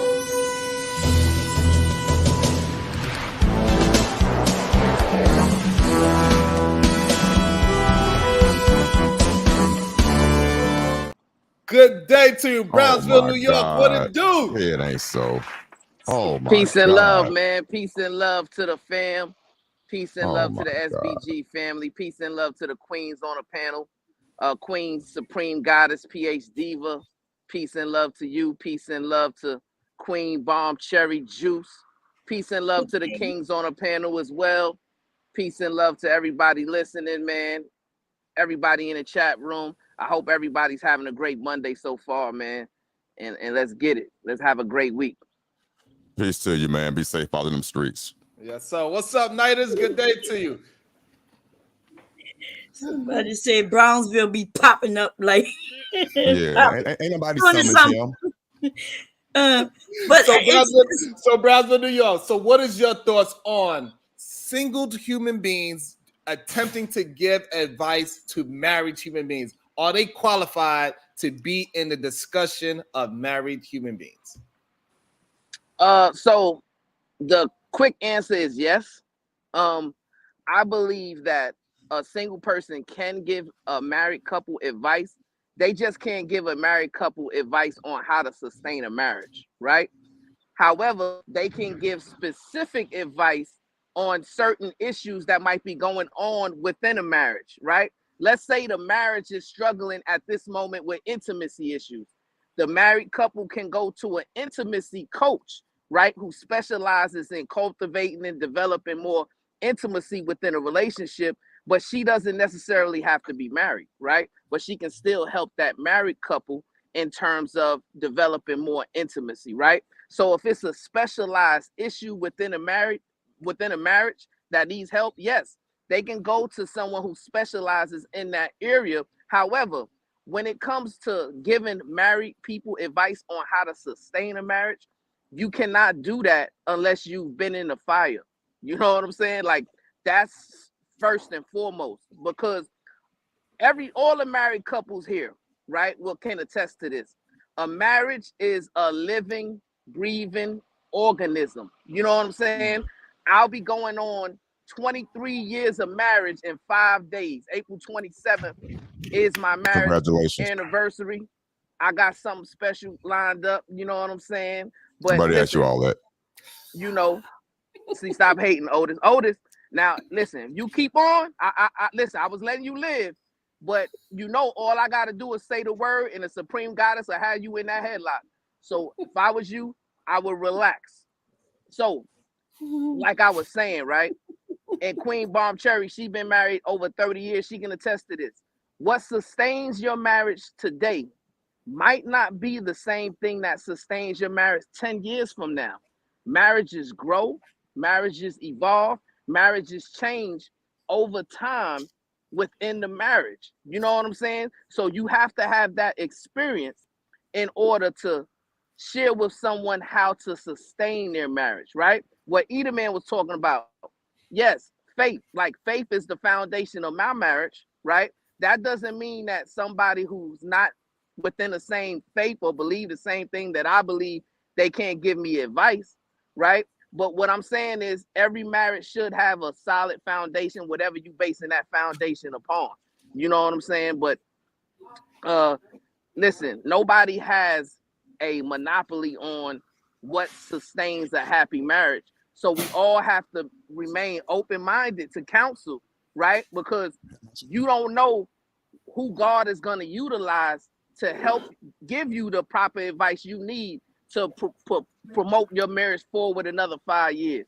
So we got to stay grounded. We got to stay morally sound, and we got to stay with our ears open so that we can get the help that is needed. Peace and love, man. Perfect. Beautiful. Go ahead. Otis want to jump in, and then we're going to bring Nidus into the conversation. Go ahead, Otis. Oh, real quick, everything Brownsville said was 100% accurate for us. The therapy or the counselor, where it is just one person and they may happen to be single. So everything he said is 100% correct. I agree with that. My only slight pushback would be, is that what we were really talking about? Because it is broad. Now, if we could just be more clear, because when we said, will we take advice from a single person, I was assuming we wasn't talking about the professional field. Now, it was talking about more friends. Yeah, everything. Yeah, I'm thinking more on friends or associates within your circle. Now, everything Brownsville said was correct. Everything, especially about the intimacy coach, and if you going through issues with your marriage, you go talk to a counselor, and they don't. Well, I push back. If that marriage counselor not married, then I still have a probably question mark about that. But for us, the intimacy part, you don't have to be married to show someone, to teach them about more intimacy issues. So I get that. Go ahead. Welcome to the show, Nightish. Good day, sir. What is your thoughts? Can somebody that is single actually give marriage advice? No, they can give opinions. Build on that. What you mean? If you're not married, how would you know? You just give your opinion. People that have been married and have had those experiences, they can give advice because they've lived it out. They've been through the good times and bad times, so they can talk about those things. If you're just somebody that's a onlooker, you could talk about what you've seen. Can I respond? Yes, you can. Not to, I agree with Nightish completely, 100%. I wanted to say somebody had mentioned earlier, I think it was Bolo TV, mentioned that you can learn from a fool. And I just want, and he mentioned it in the chat too. And I had said, why would you want to learn from a fool? I can't learn from a fool. I can't learn from a fool. I don't want to listen to a fool. And you know what I mean? And Black people, we need to stop with that kind of stuff. Like I don't want to sit with a fool to listen to this fool's advice in order to even find something that they may say that I might want to grab and put into my life. I don't want to listen to a drug addict. Damn. No, I don't want to listen to the drug addict so I can determine, can I learn anything from their story to add into my life? I'm sorry, like the only person that I may even want to sit might be like my brother. My brother, been struggling with drugs. and I might be listening to him, but I know not to take any of his fucking advice. Damn. The only reason I'm listening to him because he's my fucking brother. I love him. Shit. So are we saying we can? Go ahead, Bolo. Well, what we have to understand is you can find wisdom and knowledge from anything and everywhere. And that's the problem with Black people. We shut things down. So even when your brother is giving you said information, subconsciously and subliminally, you're still taking in some of that information that you might need to apply to your life. So at the end of the day, regardless of what mistakes men and women have made in their life, there's still some type of inclination of wisdom that they might be able to share. And it's up to you and where you are in your life to say, I don't want this, or I do. You just can't throw out the baby with the bathwater. So, Bolo, so you saying that we should not pay attention to the messenger, we should only pay attention to the message? Absolutely. What? Absolutely. So let me ask Bolo TV something. Outcomes don't matter? Of course, outcomes matter. What I'm saying to you is, so if you've been in a successful relationship, brother, let me shut up and let him finish. Thank you. Let me respond. What? Fuck you. Why are you intervening? Don't be a pussy just from the gate. Outcomes do matter. I agree with Fuck you, bitch. Fuck me going on. What I'm saying, Nightish, what I'm saying to you is outcomes do matter, right? By hearing the wisdom, by hearing the experience of, let's say, Sharon, right? And let's say Sharon is giving me an outcome of a investment he did. He might have done something wrong, and I might be going into the world of investments, and I can learn from where he went wrong. That's the problem. The problem is I'm not omitting that he made that left turn. What I'm saying in my mind, as I am deducting the information that he's given me on, is what turns not to make. You understand what I'm saying? That's perfect.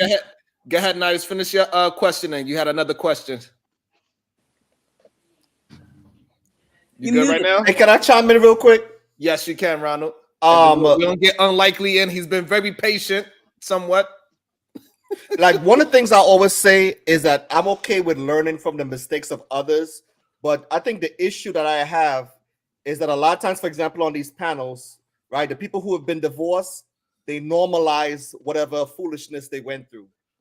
Like I've never heard too many people say, I got divorced and I messed up. I shouldn't have got divorced. I should have worked out my problems. Most people, they not only did they get divorced, they actually proud that they got divorced. And they proud that they the one who initiated the divorce. Ooh, right? That is a good point, Ron. I didn't think of it that way. Most of the time, they are not going to say that I had any involvement in the divorce. They'll say the other person did this, the other person did that, and this is the reason why they got divorced. They don't know. They don't actually have no accountability within the divorce a lot of the times. That's a great point. And I also wanted to get unlikely and unlikely. You ready to have your conversation?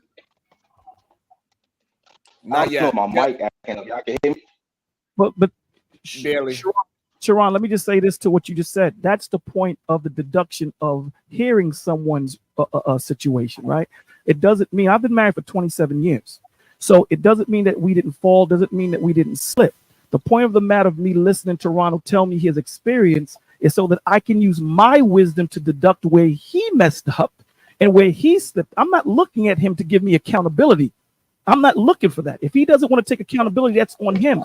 What I'm doing is taking the experience that he went through and seeing that if I can take any wisdom and understanding from that and apply it so that I don't make said mistakes. So again, but the thing is that like when we say that a smart person is going to learn from successful people, not learn from people that's making mistakes. Like, why would I want to learn from somebody that's making mistakes? I don't want to learn how to be financially literate for somebody that kept just wasted their money on gambling. That's not some place where I want to learn my financial skills. I want to go to somebody that got the actual skills. So this idea of that we just got to worry about the message and not the messenger, I disagree with that wholeheartedly. No, you need to be able to walk. You need to be able to walk what you are talking, not just talk the talk, because anybody can read a book and regurgitate something. And yes, is a good message. However, you need to be able to put it in practice so it was turned from a theory to actual advice and experience. So if I come to you, Sharon, as a crackhead, tell you don't smoke crack, but I smoke crack, is my advice that I'm giving you wrong? Say that one more time. Hell yeah. I'm a crackhead and I smoke crack and I tell you don't smoke it. So you're not going to take my advice because I smoke it? Yeah, I'm not going to listen to you at all. Exactly. Listening to a crackhead at all. They say those that can't do, coach. Yeah, I don't understand, and that's the issue. The issue isn't me looking at you and saying that I'm going to take what you're saying and run with it. It comes from the wisdom and understanding. You're going to find wisdom any place and every place. The Bible tells you, get wisdom, get knowledge, but with all thy get understanding of said wisdom and said knowledge. There's a lot of people that are smart, but they're stupid. You dig what I'm saying? So the point of the matter. So absolutely not, Bolo. Hold on, Bomb Cherry. Okay, application of wisdom and knowledge brings understanding. There's a lot of people that have knowledge of a gun but don't know how to use it. There's a lot of people that have these things. Understanding of said wisdom and knowing how to apply it and make it applicable is where we stand to gain a standing of of being a better man or being a better wife. And I do agree with you that accountability is a big portion into a person's character and integrity. And so, I would say this, Bolo, Sharon, can I ask him one question? Yes. Would he listen to Stephen A. Smith over Michael Jordan? Ooh. It depends. No, for the experience, I would listen to Michael Jordan because he's the one that lived it. Checkmate. And also, I want to say this because I want to bring Uncle Tom in here and I want to bring Brownsville back in. I had something to say. Sure. Thanks for giving me the floor, cuzzo. So I think here's the distinction, right? There's a difference between knowledge and wisdom and correction, right? So yes, Sharon, you're absolutely right. I wouldn't go to somebody for knowledge and wisdom on something that doesn't have the outcomes, right? That would be idiotic. However, correction can come from anybody, right? Anybody can give me correction, even my child, right? But what happens is, as a man and as a woman, you got to take that pride off and be able to receive the correction from whatever direction it's coming from. You know what I'm saying? Because God can use anybody to promote correction within you. But yes, when you're trying to gain knowledge, wisdom, and understanding about a life circumstance, you want to go to the people that have those outcomes that you're looking for. I agree Peace with and that. love. They could talk about how they experience you, but if you explain to them why you did what you did, it's up to them to get to that place where they go through those experiences before they even know. So your child could come to you and say these things, and then when they get to that certain age in life, they go, "Oh, That's what it now was. I understand what you were saying," because they don't understand it in the moment. Exactly. Agreed. Exactly. Agreed 100%. And I also think that the person that is so-called smart and he has all this insight, but he can't imply all this smartness, he's a stupid person. Sorry. And it's a lot of people like that, right? And like Nina said before, people can have their opinion, but if they haven't experienced it, then they just giving their opinion. Right. So I cannot listen to a crackhead say, "Hey, you shouldn't do crack." So when did you stop using crack? Oh, I just used it yesterday. I can't listen to you no more. But experience is also based off of your, what you've gone through in your life. So in other words, just because you give me your experience doesn't mean that the outcome that you had is the outcome that I'm going to have. And right, so exactly that crackhead, he doesn't have the experience of leaving crack alone. So you cannot give me advice. You can tell me how he got caught up in. You gonna end up smoking that crack? That's what you're saying? Exactly. If I listen to that crackhead, eventually me and him gonna be smoking crack together. Oh, fuck Right, because he gonna be talking about how good it is. He can't stop. Okay. But we already know not to use crack, right? That's he's telling you not to mess with this shit. That means you already not messing with it. So I think disingenuous is the idea that somebody said you're not gonna listen to the crackhead when he tell you not to use crack. I think that Jesus. Just think about it like this, Uncle Tom. Hey, what's his name? What's the guy? He just recently married a white woman over the age of 35 with a kid. What did he tell us not to do? He said, "Do not go ahead and marry. Don't go ahead and date a woman over 35. Do not date a woman with a baby." And he went and did the exact thing that he told everybody not to do. So if you hang out with crackheads, but here's the all thing. All I'm saying, I can tell you why. All I'm saying is this: they always say birds of a feather flock together. So if I'm hanging around a crackhead, getting advice from a crackhead, I'm gonna be a crackhead. For some reason, it doesn't exist with that. When we talk about giving out messages, we can take messages from everybody. Well, it's bullshit because it's either that you're gonna hang around millionaires, you got 5 millionaire friends, and you're gonna become the sixth one, or it's not. Which one is it? So I'm looking at it as so. If everybody's telling me the 5 friends you have, you are going to be an example of that. So one of my friends is a crackhead. Next thing you know, I'm going to be the second one. We're going to have a team of crackheads. The key thing that you're saying is friends and hang around. We're throwing different dynamics into the initial question that you asked, right? So now you're talking about hanging around. Mm-hmm. Obviously, if I'm hanging around with a crackhead, there's something that we have in common for me to hang around in this crackhead, and chances are I will become a crackhead. Your point is good. Now, but you added that. It wasn't the initial question. And again, that man that did do what he said not to do was exploiting black men, exploiting men, period, exploiting their weakness. And I know who you're talking about that said everything that he said as far as not marrying a woman over 35, not marrying a woman that has a child. He did the same. He went and did that, right? He exploited.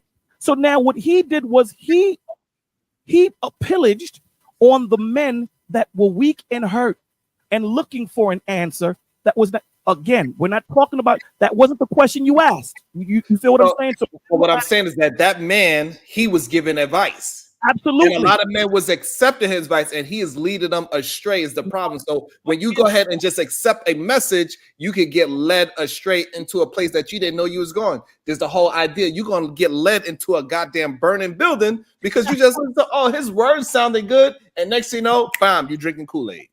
And that's why married people shouldn't get advice from single people, because married people shouldn't even be around single people. Do y'all agree with that? This will be the last thing I'll say on that, Sharon.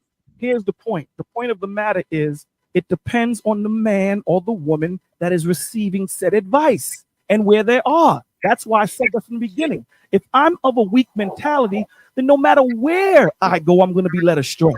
So it depends. If I have a personality and I'm prone to being led, no matter where I go, I'm going to fall victim to being led. So that man or woman has to do work on themselves and where they're going and know their direction and their intention, so that when some bull crap comes, they're able to deduct the bull crap from what they should take and apply. And that's exactly why I want to get nice in there. He having something to say. We could just start opening it up so everybody can just join in. So again, so like if that weak person, if he just listens to messages and not the messenger, that's when he could get led astray and get led down the wrong path. But if he finds somebody that is living the message that he is spewing, he would get led in the proper direction. So for example, if somebody is a millionaire and he tells you how to be a millionaire, then you're gonna get led into being a millionaire. But if you follow somebody that is not a millionaire, he just regurgitating words out of a book, most likely you're going to be led to know. You're just going to have a bunch of information just like him, and you're just going to have the information. You can regurgitate it, but you don't have no results. And that's what happens with all these coaching people that do not have results. All they're doing is getting people money, and they're not able to reproduce themselves.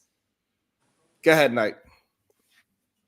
I think that married people understand how to talk to each other, negotiate things, work things out. They're coming from a place of love and they're living it out. So if it's somebody that's not coming from that place and they're single, why are they single? And married people typically are around other married people. Yeah.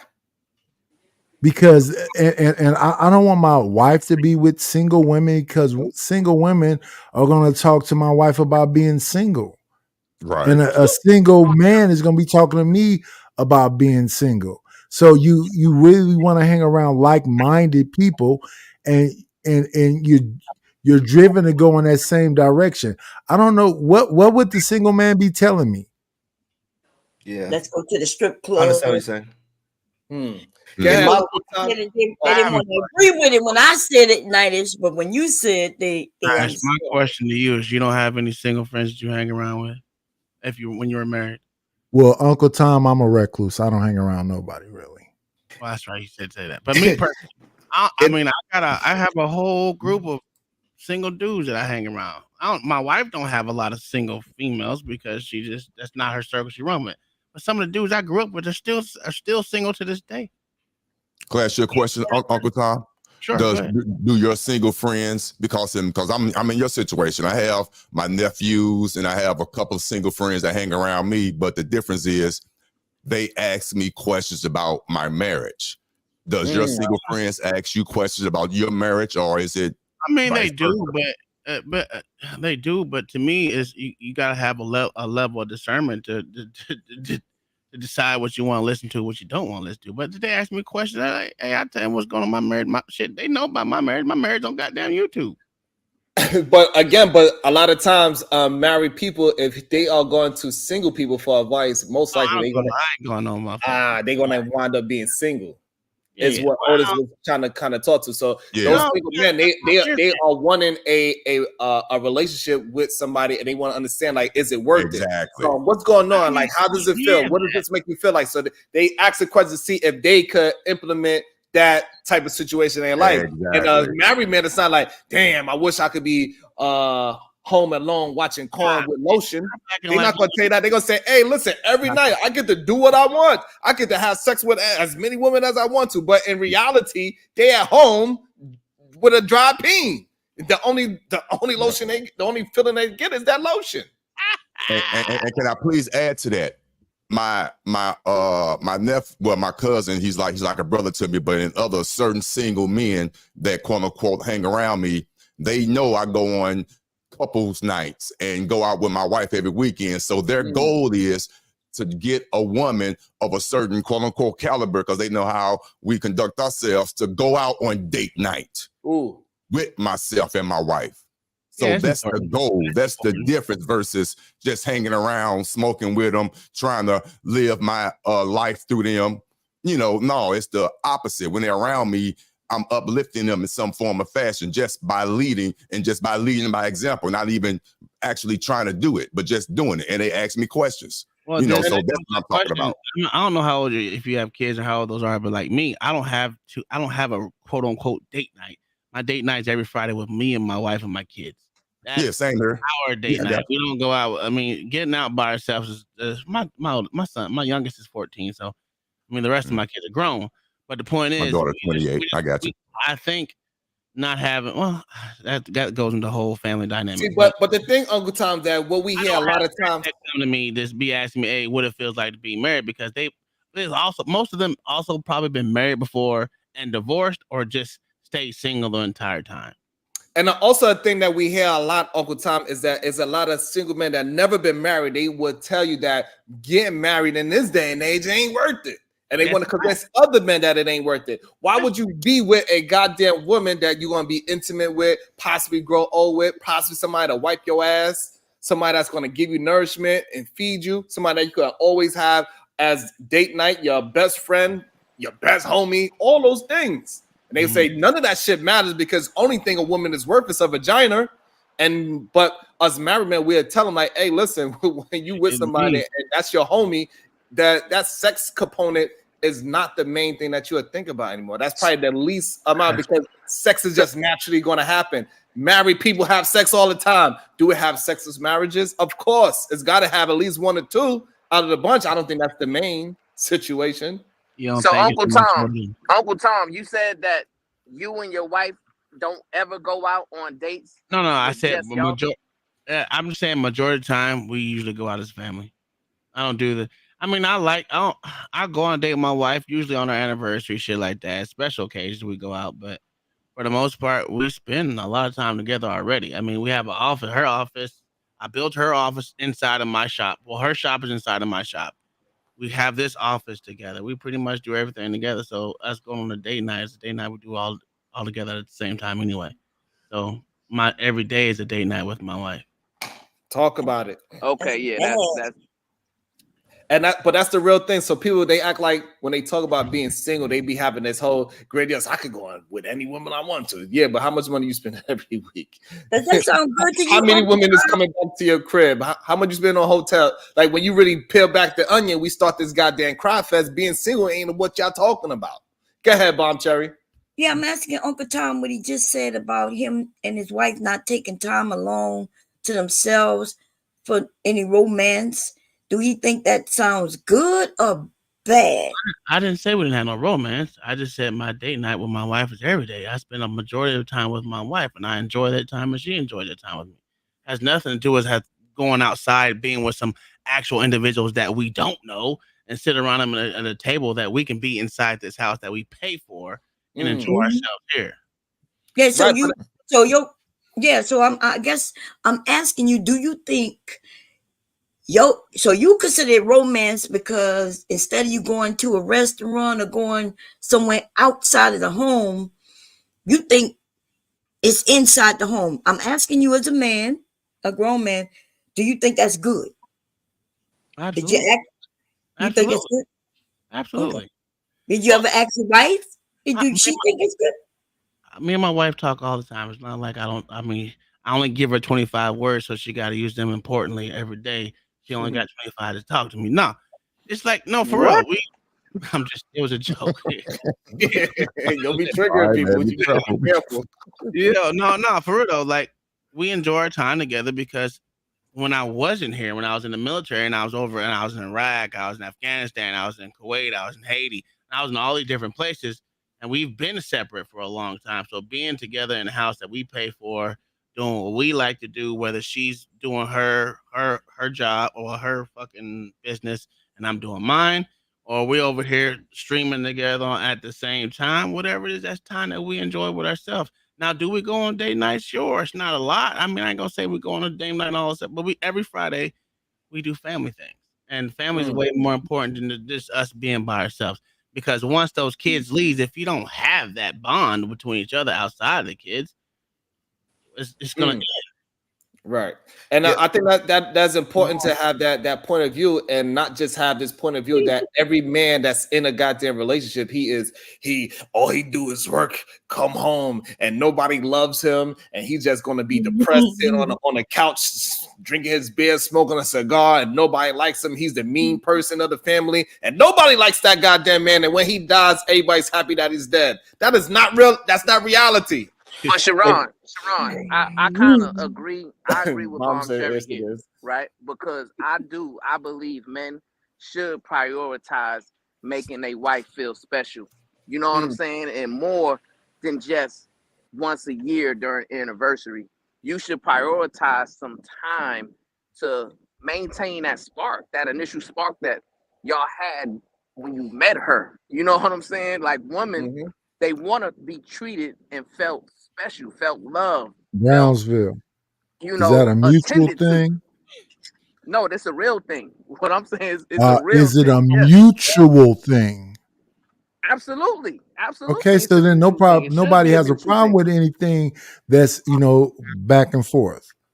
So, but the No, but problem what is I'm that so Brownsville, saying is this is what Nidus is talking to us. A lot of people feel like that the man is only doing and doing, and the women are not doing anything to make sure that their man is happy or enjoyment of the relationship. Even though it's a panel of men right now, and we all married, and Nidus been married as well. He knows it's not, but the rhetoric that is saying that is being spewed out here is that men do not enjoy marriages because it seems like it's always one-sided when these men are talking about marriage. no, but what I'm saying is this, because a lot of men are speaking this remedial rhetoric that, oh, it's about exact reciprocity. You know what I'm saying? And it's not that way.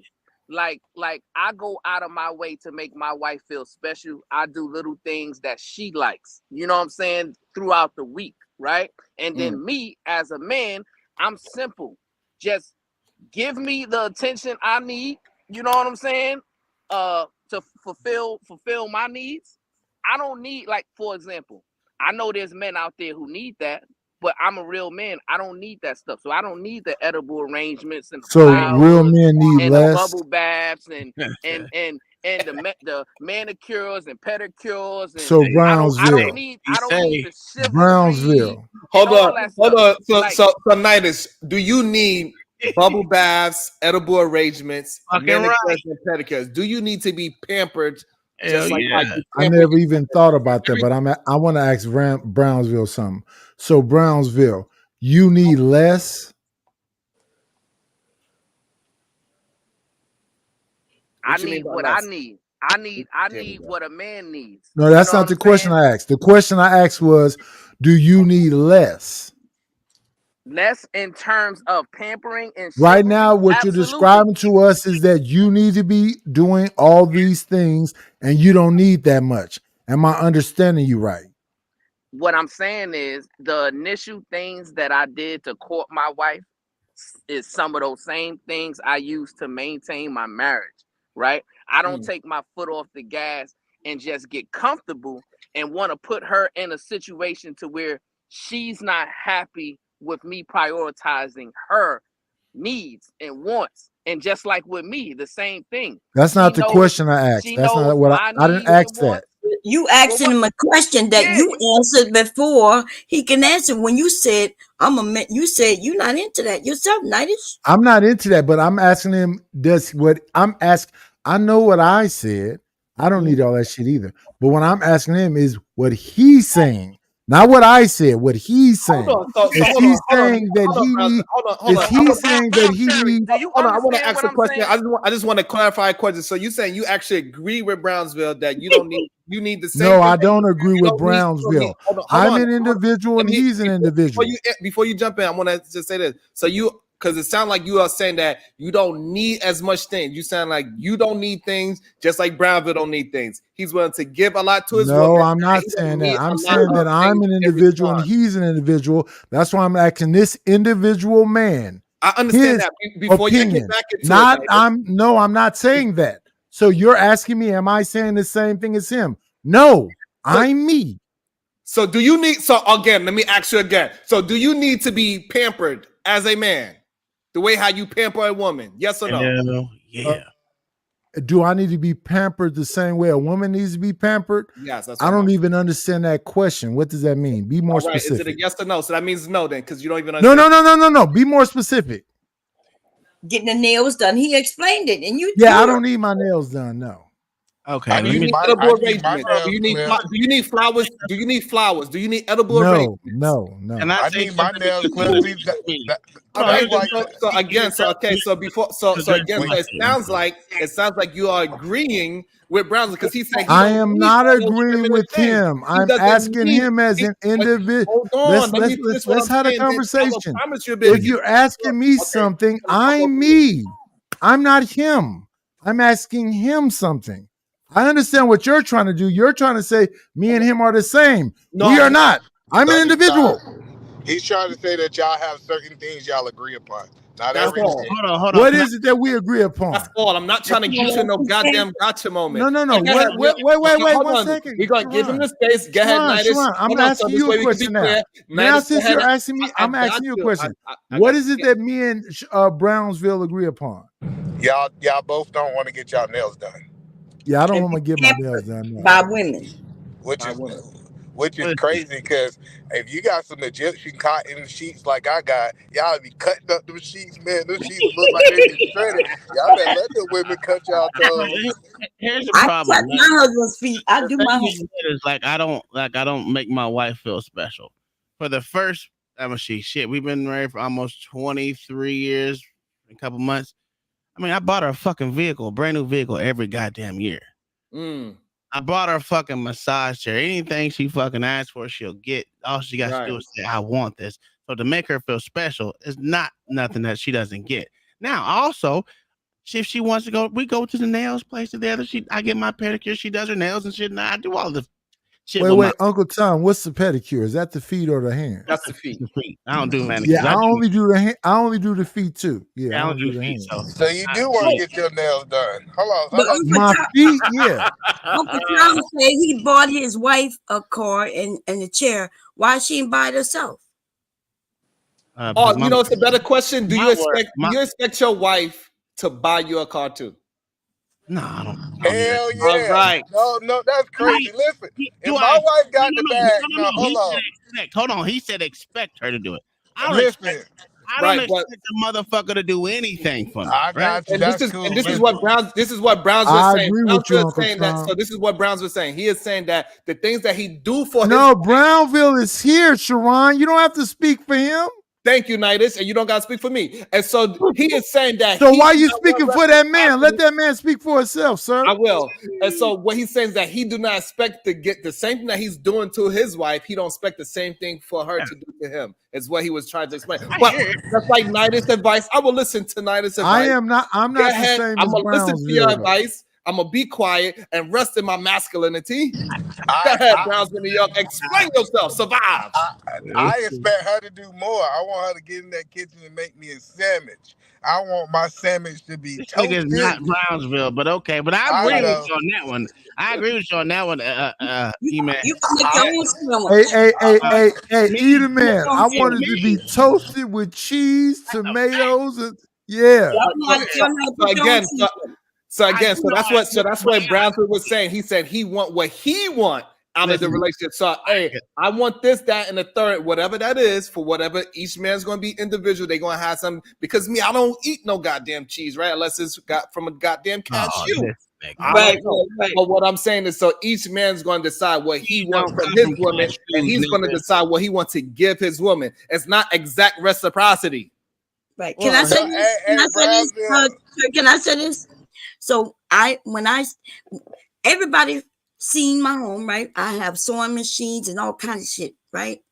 And I've never said that my husband bought me my sewing machines. I have equipment in here worth $20,000, and I never said my husband bought me this embroidery machine. So I'm just wondering when you men say that you bought your wife that car. I have a car. My husband didn't buy it. I went and bought my car.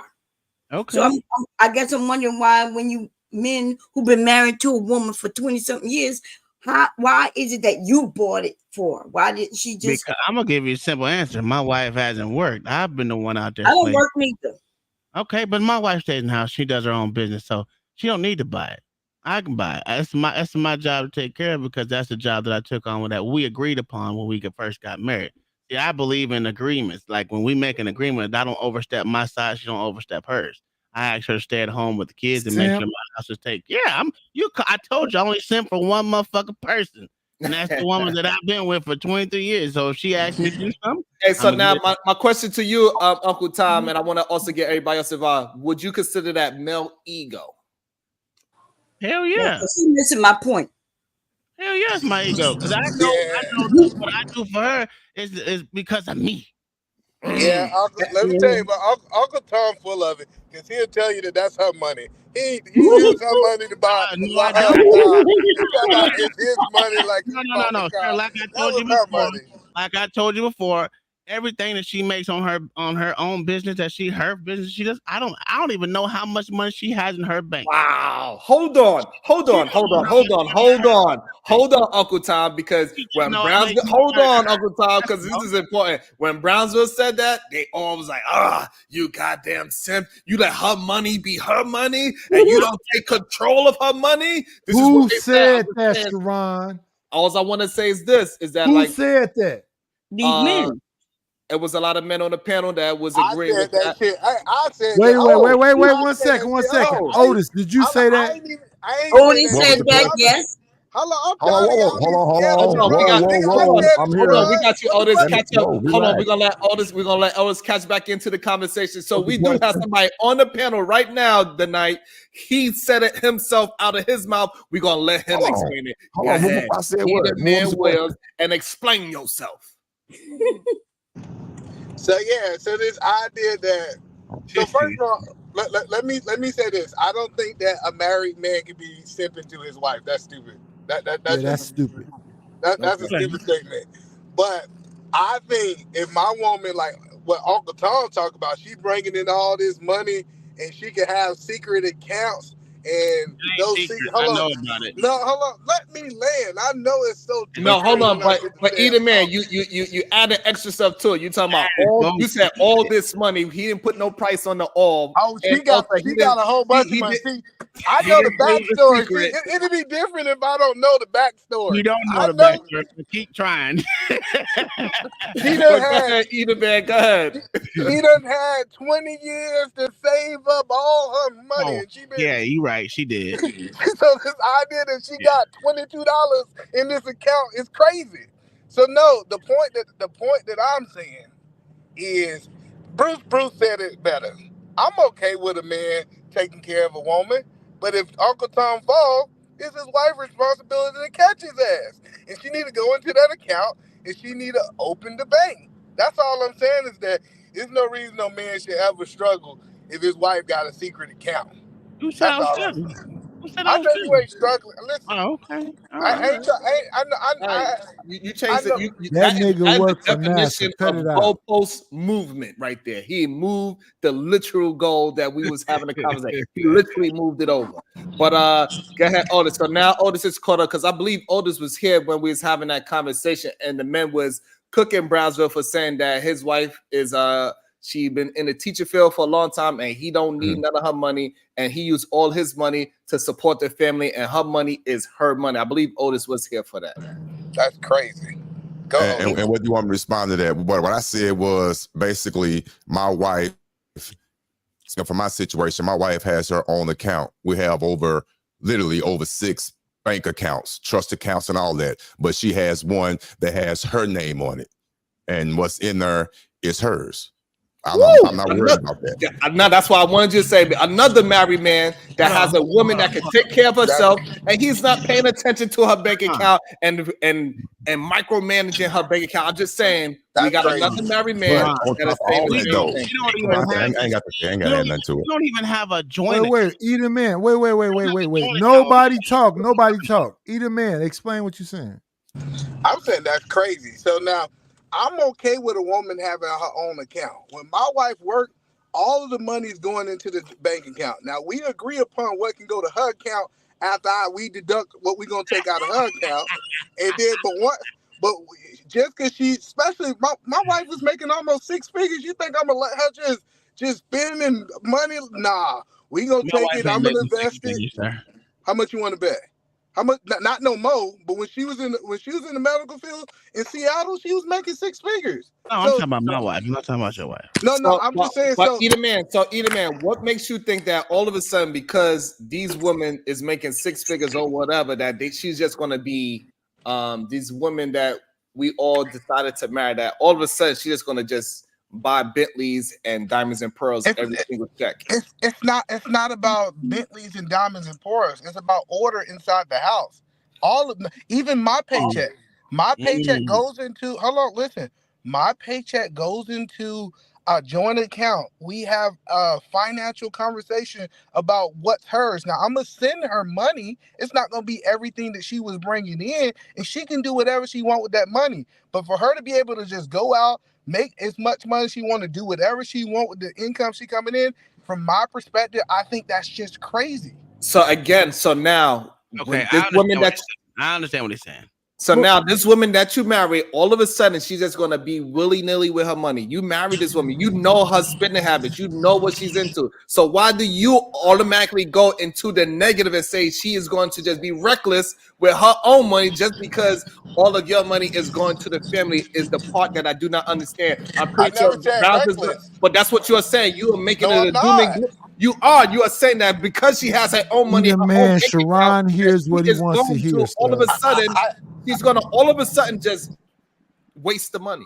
I never said that. You're not listening to what I'm saying. Let me repeat it. Jesus Christ, I am listening to Now what you you're don't need to repeat it either, man. We already heard you. You said you like to control your wife, give her an allowance, That's and not really what he said what's either. happening What's is wrong with that, Nothing is Brownsville? wrong with I'm it. gonna tell you. I'm gonna tell you what's wrong with it. Hold Because on, that's let me his tell that's you. his that's Let his me marriage. tell There's you nothing what's wrong with wrong his with it. marriage. That's his Let me marriage. tell you But what's wrong with it. It speaks of an insecure mentality within a man, right? I wish I had the controls and mute it. Whenever you're promoting I wish I rhetoric had the controls and mute your cousin. all right, hold on. You have a chance to respond.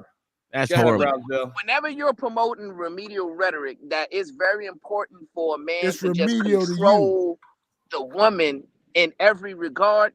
That tells me that this man is insecure within himself. Damn. Wow. He has a mentality to where he lacks his Yeah, own that's offensive. self-confidence. Damn. And Look he at God. You see God? he believes that the woman don't have her own autonomy. That's crazy to me. That's It's not what he said. crazy. I even At close. all. That's what I'm saying. That's a horrible take. What I'm saying is I believe in structure in my household. I'm not saying that she's following rules that You I'm not believe in following. Hold control, on, not Brownville, we structure. let you land. Listen, I even follow this rule. All of our money goes into one account, and then we Divvy it up. one pot, and then we distribute. We distribute it over. It's a level of structure that we have in our household. And if I hear another man says, if you ain't just letting your woman do whatever she want to do with the money and not having accountability, because this is what people don't understand. As a man, it's your responsibility to have accountability of every dollar that comes in your house. You're supposed to track that. So, either man, I have a question. Yes, ma'am. Mm-hmm. So, for a woman like me, so I have a job, but then I also have own several investment properties. So I have that money coming in, and it goes into like a separate account or whatever. So if I were to marry a man who was similar in thought process to you, like, would he want that money too? So let me tell you, let me answer the question, and I'm gonna say yes, because I had properties before my wife, right? Everybody know that, right? So I was in real estate before.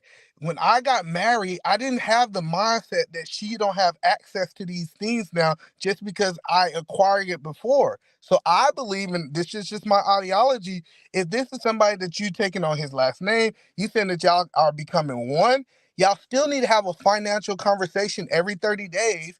But yes, that money also should be considered the family money, not just your money. But that's just my opinion.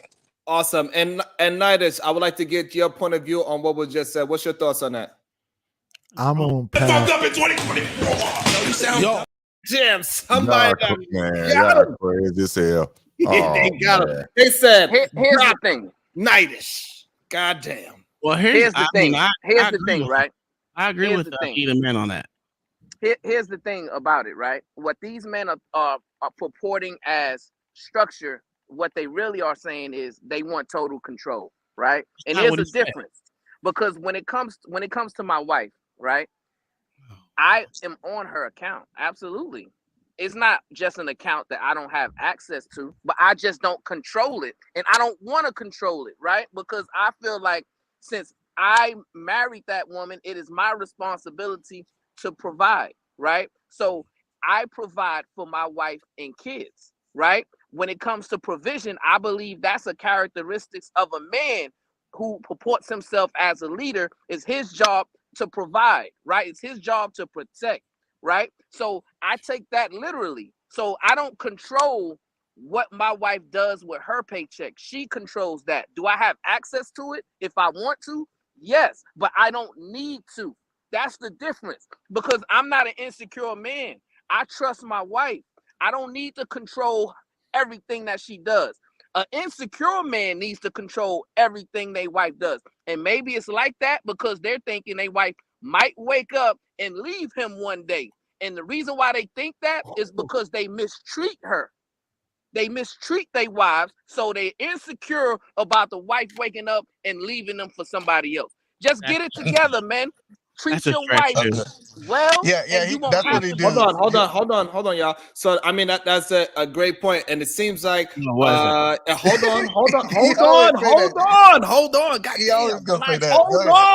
Hold on. And it seems like clearly he don't want me to talk, so we're gonna allow either man to, I guess, interrupt me, and he's gonna say his nonsense, and we're gonna let them have their back and forth. Okay, either man, what's your thoughts?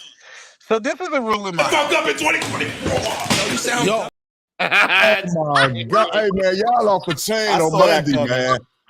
Whoa, let me put my seatbelt on. Oh shit. I gotta feel it, 'cause I don't know what's finna Otis, happen. what's your thoughts? Damn. They said drop his ass. Right. God damn. Wow. See, the queens ain't playing with y'all. I'm gonna let y'all know, man. The SBG queens, they hear this remedial rhetoric from y'all Rim brothers, and they not having it today. So y'all but better you're either stretching right now. drop, You drop the overstretching. Rim brother ideology, come down from that high horse, and understand that these queens have their own autonomy and they deserve control over their own life. Yeah, I agree. I agree with you on certain things, but that one what you just said is a goddamn stretch. Now I agree with you. Like I said, I don't even have an account with my wife. We have separate accounts where she got whatever money she makes, she make. Whatever money I make, I make. She ain't got control over mine. I ain't got control over hers. Now, I thought your wife was a stay-at-home wife. She is. Oh, okay. She is. Wait, so you giving her like an allowance? That money? That's what No, you're saying? she has her own business Oh, inside okay. of her. Okay. So she works from home, doing her own business, and she makes a substantial amount of money. And I don't know what it goes to. All I know is she said she don't want to be the only one paying bills. I said okay. She pays the fucking light bill and she pays the phone. Everything else is taken care of. I don't ask as long as my lights don't go off, water don't go off, and my cell phone will go off. Hey, she did what she's supposed to do. She's a business owner. She does her thing. That's a lot of bills she gotta pay. What the fuck? I just want to let Knight know you got to 1203, my sir. You got to 1203. Go ahead, Otis. What's your thoughts? You better be careful, Otis. Rim brother elect. Listen. Hey, Uncle Tom, do you know what a rim? Hey, Uncle Tom, do you know what a rim brother is? No, I don't. Go ahead, Brownsville. Let them know before Otis go. Let them know what a rim brother is. So the Rim brothers is something that I came up with after listening to all these men. And what the RIM stands for, the R stands for red pill, the I stand for incel, and the M stands for manosphere. And what I discovered is these RIM brothers, they jump on these panels and they share the same ideology, which is a disdain and hatred towards women. And some of them even have a hatred towards their own mothers, right? So we got to be careful. And we hear the code language and the queens identify it immediately. So if you're coming up here and you're spewing this disdain towards women or this control, this crazy type of control that you like to have on a woman, that's the Rim brother ideology. Oh, okay. Oh, okay. So not somebody who know how to dunk So and Otis is rim brother elect. Because they try to recruit him, Uncle Tom. They try to grab Otis from behind and reach around him. And they come on, man. There you go. Come on, bro. I mean, he halfway there. He come on, bro. Mother Mary, all kind of shit talk. I was listen, like I was saying before. Sharon just really, I ain't finna go there. It's all in love. I agree with Brownfield on this one. Again, how? I'm going to explain it to you. Again, my wife has her own account. That's her money. For the record, like Brownsville said, I know what's in it. I have access to it, but that's her money. That's hers.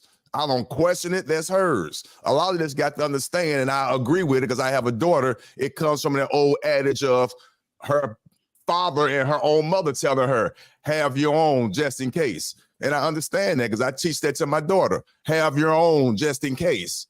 Otis. So I get that. Now, it will never be a just in case because I'm not going nowhere. But I understand the adage. What did E-Man say that was wrong? Nothing.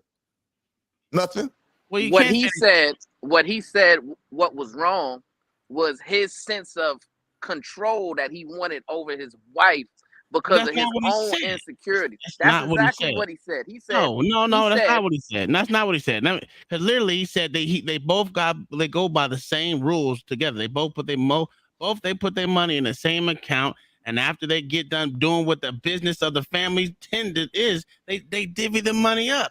So that's not saying that, hey, they just want to make sure everything's taken care of. Now, if you don't know, if they got business together and they don't know where the money's being spent, then someone can just say, fuck it, I'm not gonna pay it. Now, again, that goes back saying, who the fuck did you marry? And I agree with that.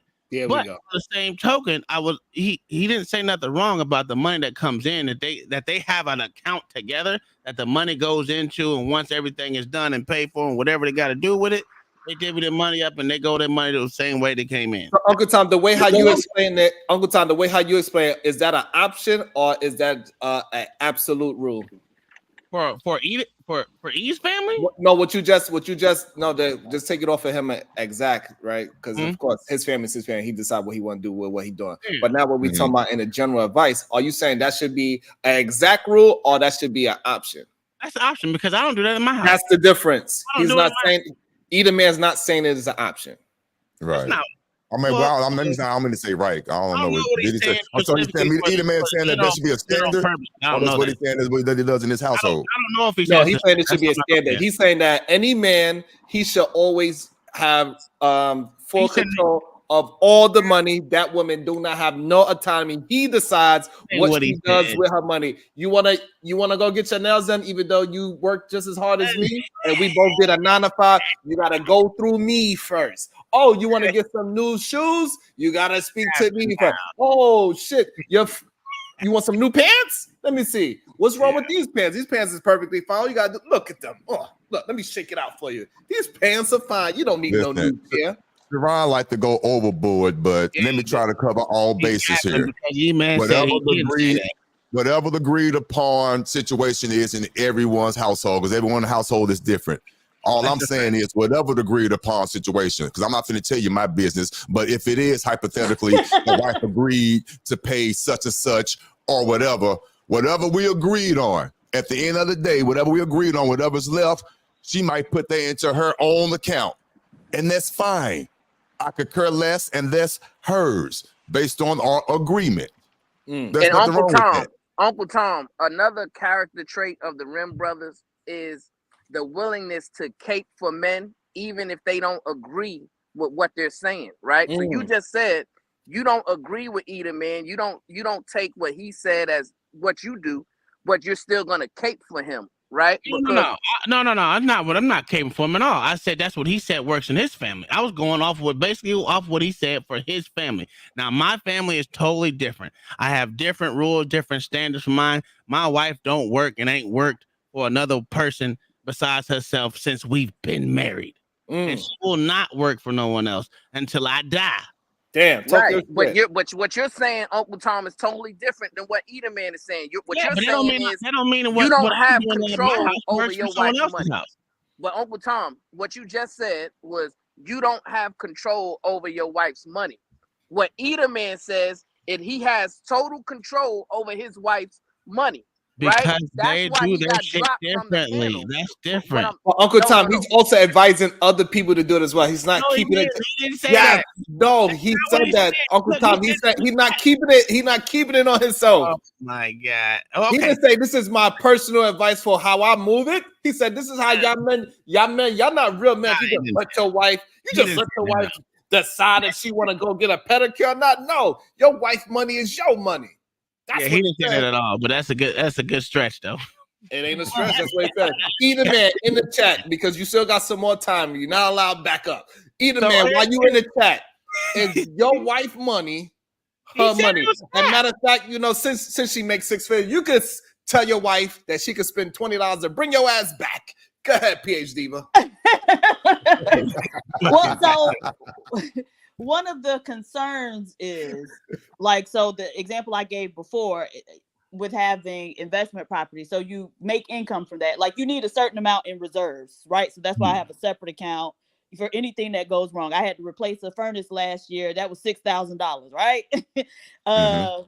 And so you have to have that account. But also the thing is, like, so if I come into a marriage and I already have that, if I'm adding that to the pot that we're using, now that becomes marital income, right? And so in the event that there's some type of split or separation, now what I had coming in is being factored into who get what. And like, no, because I just feel like he should be giving me an allowance anyway. And so why he worried about my investment property income? Oh shit.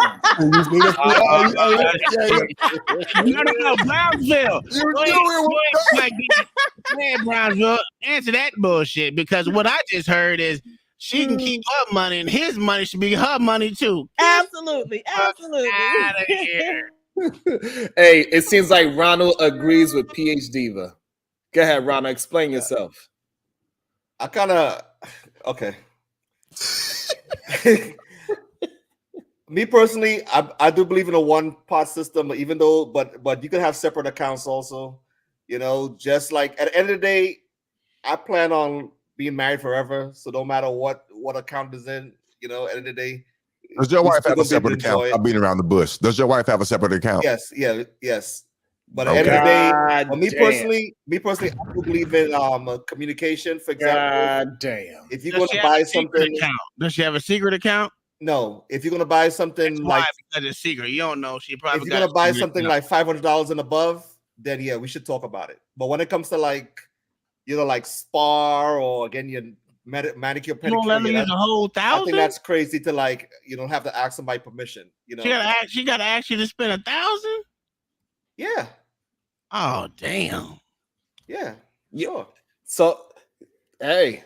Now, see, that's going down a whole nother rabbit hole. Each household is different. See, that's what I'm about to change the conversation. But like, you know, like getting your nails done, that's like $50 or $100 or whatever. That's like $100. Yeah, that's not a big deal. But like $500 above, yeah, sure, you should talk about things. What? About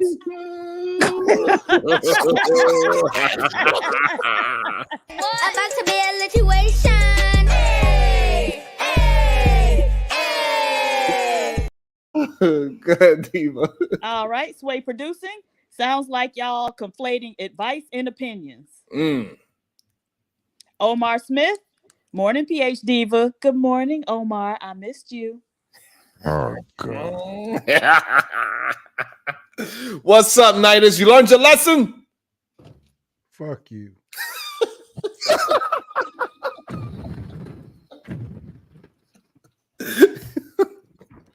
Was there I just figured you'd be used to going in the dungeon. Was there a lesson to learn? Huh? Was there a lesson to learn? Yes. What was it? That you can't overtalk people. They don't like it. Oh, okay. Fuck them.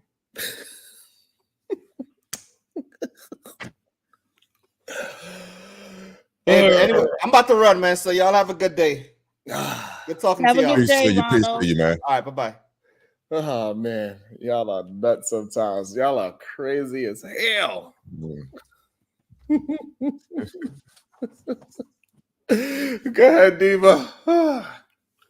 All right. Scorched Earth 824.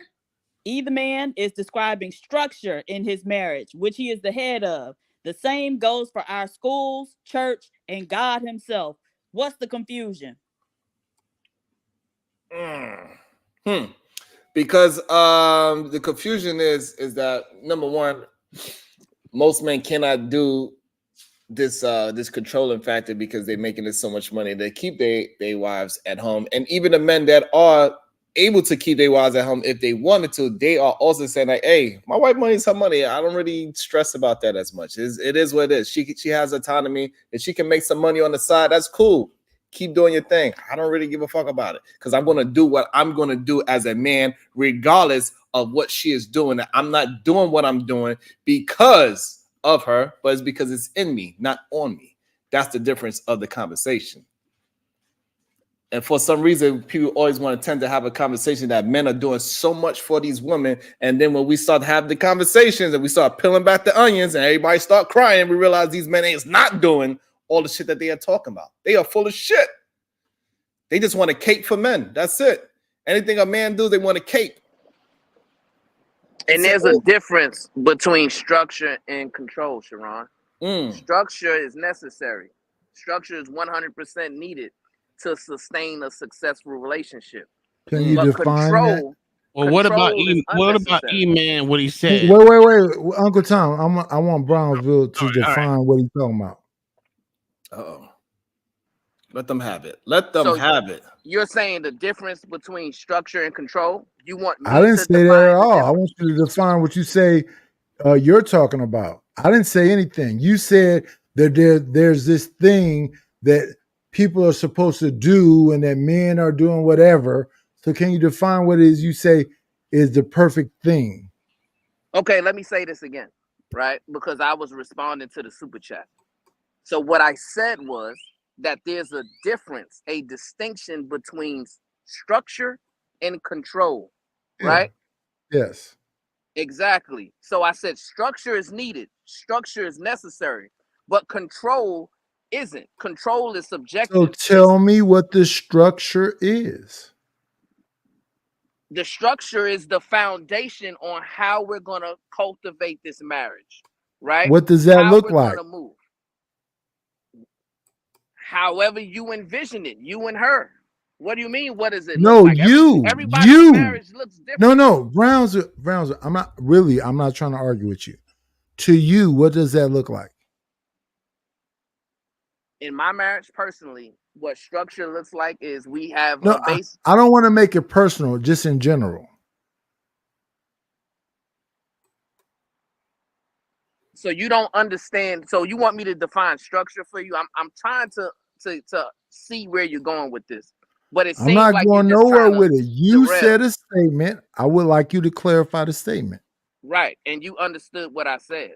And the only thing I said was there's a distinction. So if I understood, I wouldn't ask a question. If I understood, I wouldn't ask a question. Structure and control, right?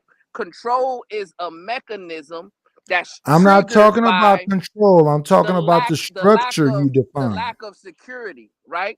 Usually, someone who is insecure is a control freak. They want to control. I'm not everything. talking about the control freak. I'm just talking about the structure that you define. Can you define that? Right. The structure, I've already defined it. I've already told you. Why do I have to keep repeating myself, Nidus? I'm asking you that. Repeat yourself. I never heard anything specifically. Structure is the foundation of what you're going to utilize to govern your marriage. You and her deciding, hey, what is going to be your role? What is going to be my role? Right? And I'm going to control and govern myself to hold myself accountable to producing my role, and the same goes for you, right? But I don't have to have control over you doing your role, and you don't have to have control of me doing my role, right? Because what's in the middle between me and my woman is trust. I understand when y'all be talking, right? y'all keep going right, like we understand what the fuck the right is. What are you saying? So you mean hold on. So you mean you didn't understand? Sharon, I got this, right? So I'm assuming that I'm speaking to Don't an intellectual assume person. anything, because when you Right. assume So something, so we so already know what that means. if Just say it, if brother. you lack intellect and you don't So understand Nidus what I'm is black an dumb idiot. because comprehension, you can't Yes, Nidus define is an something idiot. clearly. So He's I'm an idiot. dumb right? because you can't So define something clearly. it's no need to even continue the conversation Then because fuck it. I'm Okay, you speaking got it. above your You got comprehension. it. You got it. I'm Okay, you're speaking above smarter your than me. You got it. comprehension. You got it. You didn't say shit. Scorched About to earth. be a situation. Hey, hey, hey. Scorched earth. 824. Explain rule over you. Genesis 3:16, please. Natasha Vincent, thank you for the super sticker. We can't hear you, Sharon. I don't think Nice was trying to really actually hear anything that Browns was saying just now. No. He was just trying to Why interrupt and try why to would get you believe I wasn't trying to listen to the because you brother? was interjected every 2 words he's saying. You didn't give him a chance. And No, then no, when he he explained, told and me then when something he about explained, I'm and not then when this he and I'm not explained, and that, then when he and you're explained, in and now. then So you and your and cousin then on the and same then shit. Get and then somebody to spend some and money. then Fuck and both then of y'all. and Y'all on then some whole shit today. and And y'all then been on some whole shit, so stay on the whole shit. okay, so Fuck both you niggas.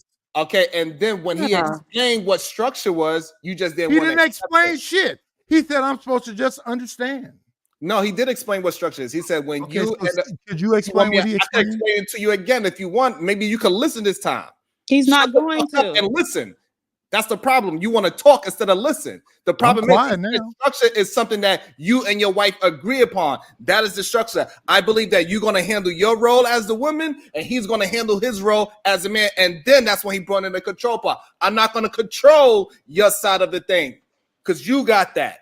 I'm going to trust you as my wife to handle your side of the relationship. That's what the structure is. But you want to be in some goddamn, somebody's on some whole shit instead of having a conversation.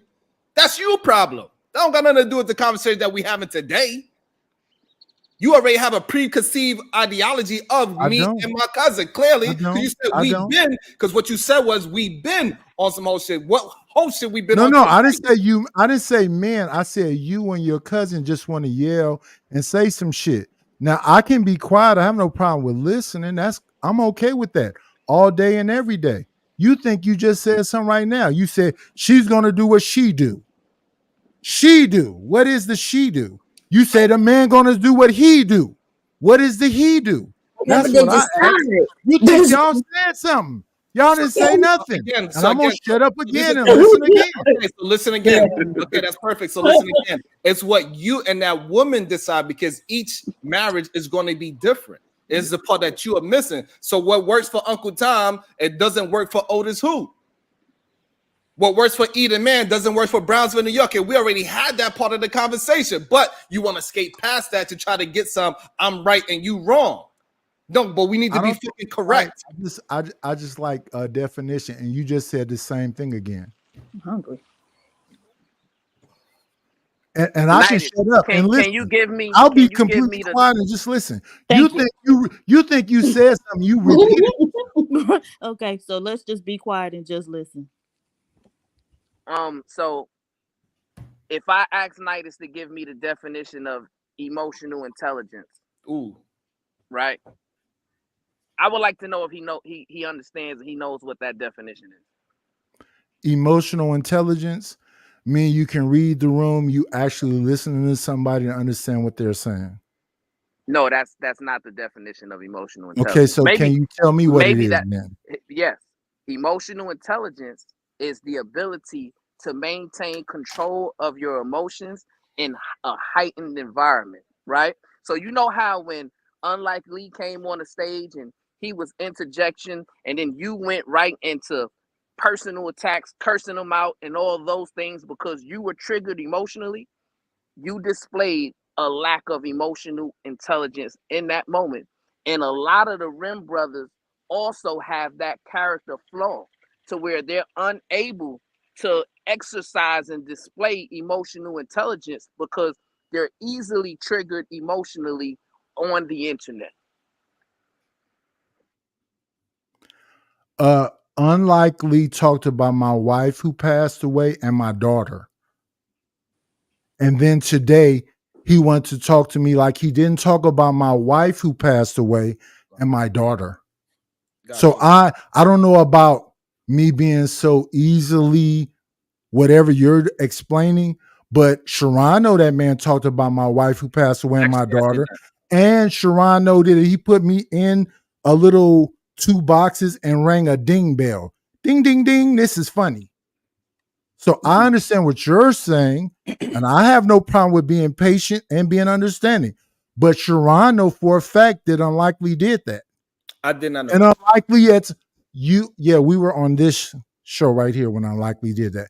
And Unlikely is comfortable with doing that extreme shit. Here's what happened that day when he decided to go there. I was sitting here minding my business, and he came up and said, y'all niggas should let y'all wife, if they have a childhood crush on Usher, let Usher be handsy and do whatever he want to do. And I said, I don't understand that, Unlikely. I wouldn't embarrass my wife no matter what entertainer is around me. So I wouldn't want my wife to embarrass me because some entertainer is around her, no matter if she had a childhood crush on them or not. That sounds like some cuck shit to me. Like I should let my wife do whatever. And his response to me was, I'm going to lift the toolie up on you, and I'm going to do this to you and use a bitch ass nigga and all this other shit. No, I have self-control. I have no problem with that. But I'm not finna let a man who talked about my deceased wife and fucking my daughter or doing whatever you want to do to my daughter, then today act like he didn't say that to me. So I just, out the blue, let that nigga know he's a bitch. That wasn't me being out of control. That's me saying fuck him. I wouldn't disrespect Sharon like that because Sharon has never done anything like that to me. I wouldn't disrespect you like that because you've never done anything like that to me. I just didn't understand what you were saying. And also, I want to say you did say fuck Sharon today, by the way. But no, I've been saying to you since I mentioned Sharon. You know, Sharon must be stopped. But I wouldn't say to you the shit I said to this man who said "fuck my dead wife" and that shit about my daughter. Hold on, because the reason why I'm muting you, because I want to make sure that I understand why you coming up here. First, I want to try to set a precedence. That's all. So, hey, he said you said something about his wife and his daughter. Would you like to come and apologize for that heated moment so we can? I don't give a fuck about his apology. That's okay. He can stand on that. Somebody need to be muted out. It's an echo of feedback. Yeah, because I'm in New York right now. There's a lot of people around. Let me say this real quick. I never said nothing about his wife and his daughter. He lying. Sharon, you was on the channel when Sharon, all you have to do is go back and look at the show. Look, it was a show about Usher and you can see this dude emotional, bro. He's lying, bro. Listen. Let me finish. Yeah, bro, what's up with you, bro? You can't let nobody push. Jeez. Fuck you, bitch. Anyway, that's cool. Like I said, like Brian was saying, you emotional. First off, he lying. I never said nothing about his daughter. I was defending Usher, and this dude just called me a cuck out of nowhere. That's what really happened. And then I told him to suck my dick. I started saying, "But I'll knock you out," which I would. So nobody said nothing about your daughter. So you lying, bro. You ain't got a lie to try to. All you have to do is look at your own show, Let me Sharon. finish, bro. Be a man. Be a man. Fuck you, Be a man. bitch. Let me finish. Fuck you, That's bitch. cool. You act like you got to affect on me saying that. Anyway, so I don't give a fuck what I got on you, bitch. What the fuck is going on? Like I say, you're emotional. Anyway, Brownsville, you're 100% right, bro. This dude is an emotional weirdo, right? He a grown man who talks like this, right? This is what we supposed to look up to, men like Are you this. a child? And then again, Brownsville. Are you a This child? on my dead father. I never said nothing about his daughter. Now, I don't even Sharon, know all you you have have to a do is daughter. look I at don't your even know show. you. Nah, nobody looking at nothing. You lying. You ain't got to lie. And at the end of the day, why you honest to say, yeah, I had a moment where I lacked emotional intelligence instead of trying to bring me up to try to I make it don't give seem a like fuck somebody about none of bashed that. you so bad. So don't do that, bro. Don't do that. Ain't no need to do that. Brownsville coming at you, you make it about you. And that's all I got to say. All right. Good. So everybody got it. We clear there. It is what it is. I had to go take a look back at the footage so we could see if he was 100% right or was it just them talking to each other. Structure, the arrangement of and relations between the parts or elements of something complex. So that's what structure is. So that's why we are saying that once the woman decide what her role is and the man decide what his role, that is the structure part. That is the complex elements. So you and your person, whoever that person is, whether it's a man or female, whatever you are, your structure is what y'all build together. It's not a said foundation of structure. No, structure is what you and that person decide to make it. And I think that's the part that we having a fight about. Right. Sharon, And he Sharon, was can you say conflating structure and control, right? Because he was trying to say, well, the way I control my wife is our structure, right? And the men were agreeing with that, right? And the queens, you notice all of them disagreed because they saw through it. Like I say, you got to read between the lines of the remedial rhetoric to understand where they are and how they go about moving in, you know what I'm saying, in real life. And that's what it is, man. Go ahead, Uncle Tom. I would like to say that Nitish was right about the definition of emotional intelligence, and Brownsville was absolutely wrong. Every definition I pulled up went right along with what Nitish said. That's all. Okay, reread it so we can all have the same understanding as Nitish. All Yes, right. please, sir. Emotional intelligence is generally said to, oh, hold on, with the goal to the ones. Okay. When you look up emotional intelligence, you want psychology today, or which one do you want? There's a lot of different definitions. You said they all pretty much said the same thing, so it's pretty much to be able to control your emotions and ones around you. That's pretty much what Nigel said. That's what Brownsville So said. That's what I that's said. what Brownsville said. Brownsville Now, said to so control you your niggas own like emotions. to lie for each other. Nigel literally said to be able to control your emotions and know. Well, he said to know to read the room, be able to control your emotions. And that's and do you feel like you read the same thing that what Nitish just said? He didn't say that. He did say to be able to read the room, but he didn't say anything about controlling your emotions. Brownsville said that. And that's actually the definition of it, right? To be able to control, express your own emotions, and handle your interpersonal relationships in an empathetic way. Damn, that's the beauty. That's the beauty of you. That's the beauty of having a conversation real time. Your own emotions, as well as being able to understand and influence the emotions around others. If it involves being aware of emotions and drive behaviors to impact people, either positively or negatively. All right. So, and Nitish, what was your understanding? If you can remember what you said about emotional intelligence. Y'all got it. Damn. He is very emotionally intelligent. He said, "You know what? I know when I said something wrong, it is what it is." I don't think I said anything wrong, but if you want to take that, you got it. I'm not trying to take that. I mean, it's his show. No, Diddy. It's his show. If he want to take that and twist my words to fit his narrative, then I'm gonna let Sharon twist my words and fit his narrative. But here's the thing: he's gonna go back and look at his show and listen to that man talk about my wife and my child, and then what he gonna do? I never even knew he had a wife or a child. Look at this fat piece of crap. I didn't even know he had Fuck that. you, You're bitch. lying, bro. You's a hoe. Stop lying You's a on me. hoe. Like, You's yo, a hoe Sharon, go back bitch. right now. Sharon, You's go a back right hoe now and bitch. show me what I was talking about. I didn't even know he Fuck had a you wife. in your existence, I will. hoe. I would try to check it out and see Keep what. lying, bro. Stop lying on me, dog. Let's review it right now. Goddamn. Please let's review. Actually, it's on Baller X. Go to Baller X thing. We could review it right now. I never said nothing about his wife. I said him because he wanted to call people out their names. Sharon, we was having a conversation about Usher, and he just jumped in like he been doing this whole time. Was like, "You a cuck?" I'm like, "What? I knock you out." That's where it went. He lying. He trying to act like somebody just attacked him. You capping, bro. Stop. It is on Ball X, yes. This, all right, so I guess that probably be a silver way because then it'd be I don't have to mine through all the footage. So let's. About to be a situation. Hey, hey, hey. Shit. All right. Natasha Vincent gifted 5 Sharon Bracey memberships. Thank you, ma'am. Lamar Black Attack. How much is a drop that Hope t-shirt? What? What's a drop that Hope? I don't know. Lamar crazy. Black built like a conquering king. Brownsville and Sharon are true niggas. They love to talk but hate to explain. Goddamn.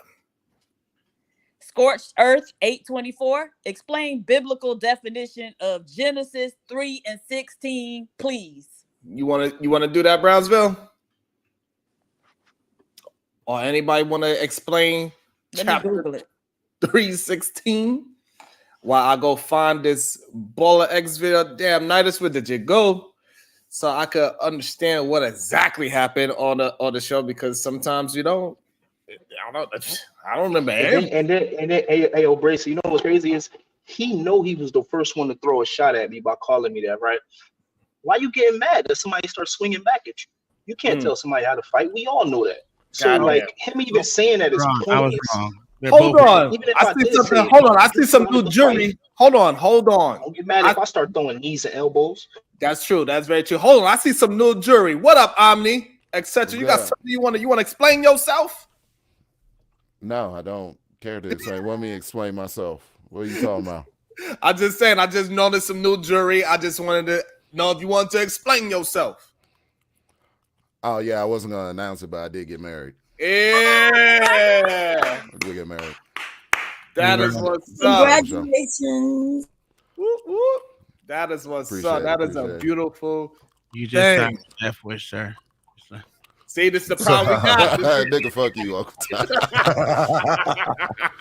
First of all, speaking of jewelry, I don't listen to niggas with tongue rings in their mouth. It's not a, never do it. Oh God! I don't know why you got that tongue ring in your mouth, sir. It's none of my business. I don't want to partake in it at all. That's a At fact. all. I don't want you to pretend in it either, motherfucker. What are we doing? Okay, so this is Genesis 3 and 16, since they asked twice. So I don't know, Brownsville, if you want to explain it. It says, Well, yeah, I'll explain it, right? Because well, can I read the verse first? PA's Diva. Go ahead and read it. Okay. And this is from the ESV. I don't know which version that is, but it says, I will surely multiply your pain and childbearing. In pain you shall bring forth children. Your desire shall be contrary to your husband, but he shall rule over you. So what you just read, Supreme Goddess, is what God told the woman was going to be the consequences for tempting the man to eat the apple, right? And men love to use verses like this and a lot of other Old Testament verses to hide the fact that they lack the self-confidence within themselves to have a loving, trusting relationship with a spouse. They want to be the ruler, right? And that's because PH Diva, when they were growing up, none of the women that they tried to hit on were giving them any type of, opportunities to be with them, right?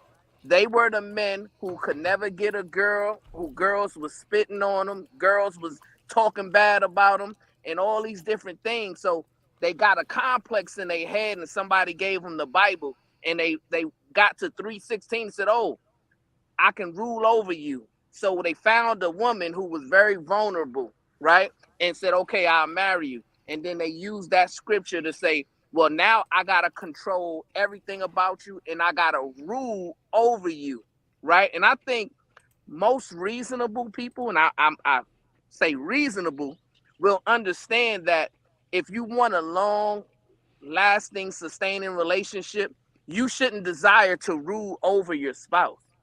You should desire to have a loving, trusting relationship that both of y'all are fulfilling one another. It shouldn't be no subordinate, supervisory type of relationship. Those relationships never work, and those relationships will always lead to divorce in the end. Peace and love. All right, I have a question. Good. Hopefully you enjoyed that definition to 316. Go ahead, Uncle Tom. So I'm gonna ask you a simple question. So, first I'm saying both you were wrong in the whole definition part, and I went back and looked at it. So you said in a heightened situation, it had nothing to do with heightened or not. It's just whatever. But anyway, you're both wrong. My question to you is: in a heightened situation, right? And a man sees that something was gonna go awry. Should he force his wife to get away from the deal, from the situation, or should he just say, "Fuck it, we're equal"? What the hell is they talking about? Let's back submissive role. Let's just say this. Back it up. Hold on. So this way we could all get involved with what you're talking about. So first of all, the definition, they both was wrong about the definition. Technically, yes. Okay, because I'm just saying you said originally that Nice was right. So Nice was absolutely wrong. I went back. Yeah. Okay, and the way how Brownsville explained, you saying he was wrong as well because he used the word heightened. Yeah. Okay. It has nothing to do with whether it's heightened or not. It's just being able to control your emotion in others as well. Well, actually manipulate others' emotions as well too. Okay, so now what is the example that you want to bring in? So say that there was a man sees a negative thing about to happen as far as safety wise, and he's like, get your ass away from here. You need to move around. You and your kids need to go because I see something about to jump off. Should he force his woman to do so? Or should he just be like, fuck it, we in this shit together, we gonna fight it out? I mean, we had that. We actually had that conversation. We actually had that conversation on the show that we all said that when it's about to get physical, that our woman should know to go to the car or go somewhere safe and call the police. What if she doesn't see it? That's what I'm saying. Most women don't see a danger about to happen. Exactly. So that's why we're saying that men need to, and this is why we was having a conversation. Men do not talk to their women about safety and what the safety protocols that they should have within their household. And we was having that conversation actually on this channel about that men need to start actually being this protector and provider that they always talk about and give themselves this goddamn grandiose, like because I'm there, I'm a deterrent. But you haven't never talked to your woman about what happens if a situation was to happen. And Otis was here and he agrees 100% that the woman should go and call police, get out the way once the man says, hey, it's danger here. You need to remove yourself from it. Uncle Tom, I got you. Sharon, answer that man damn question, sir. What makes you think I didn't answer everything but answer that man question? He asked you a simple question. You did everything but answer it. So answer that man question. I don't understand. Like, y'all got a problem with hearing. I absolutely answered the question. I also answered the question by giving a reference that we already had the conversation. I want you to listen. I want you to listen. He did answer it, but he also said in a thing that he answered for Brownsville as well, even though Brownsville is here to answer his own guy. Okay. All right. So I could be wrong. I got it's important that you said that because a lot of times people want to just fall into narratives instead of listening to what I'm saying. See, Uncle Tom don't have no dog in this fight. He don't care if I look like I'm painting narratives or not. Uncle Tom don't give a shit. He gonna ask me a question. And if I paint a narrative in real time, Uncle Tom he would say I'm painting in real time. He will not go against what somebody else and say, "Oh, Sharon always paint narratives." He's just gonna have a conversation with me. He know I'm not trying to paint narratives because it is what it is. But other people. They want to believe in this ideology that I move goalposts and I paint narratives instead of just listening to the conversation in front of us. Words in my mouth. I ain't saying none of that. That's the words of Sharon. So what you doing? So Uncle Tom.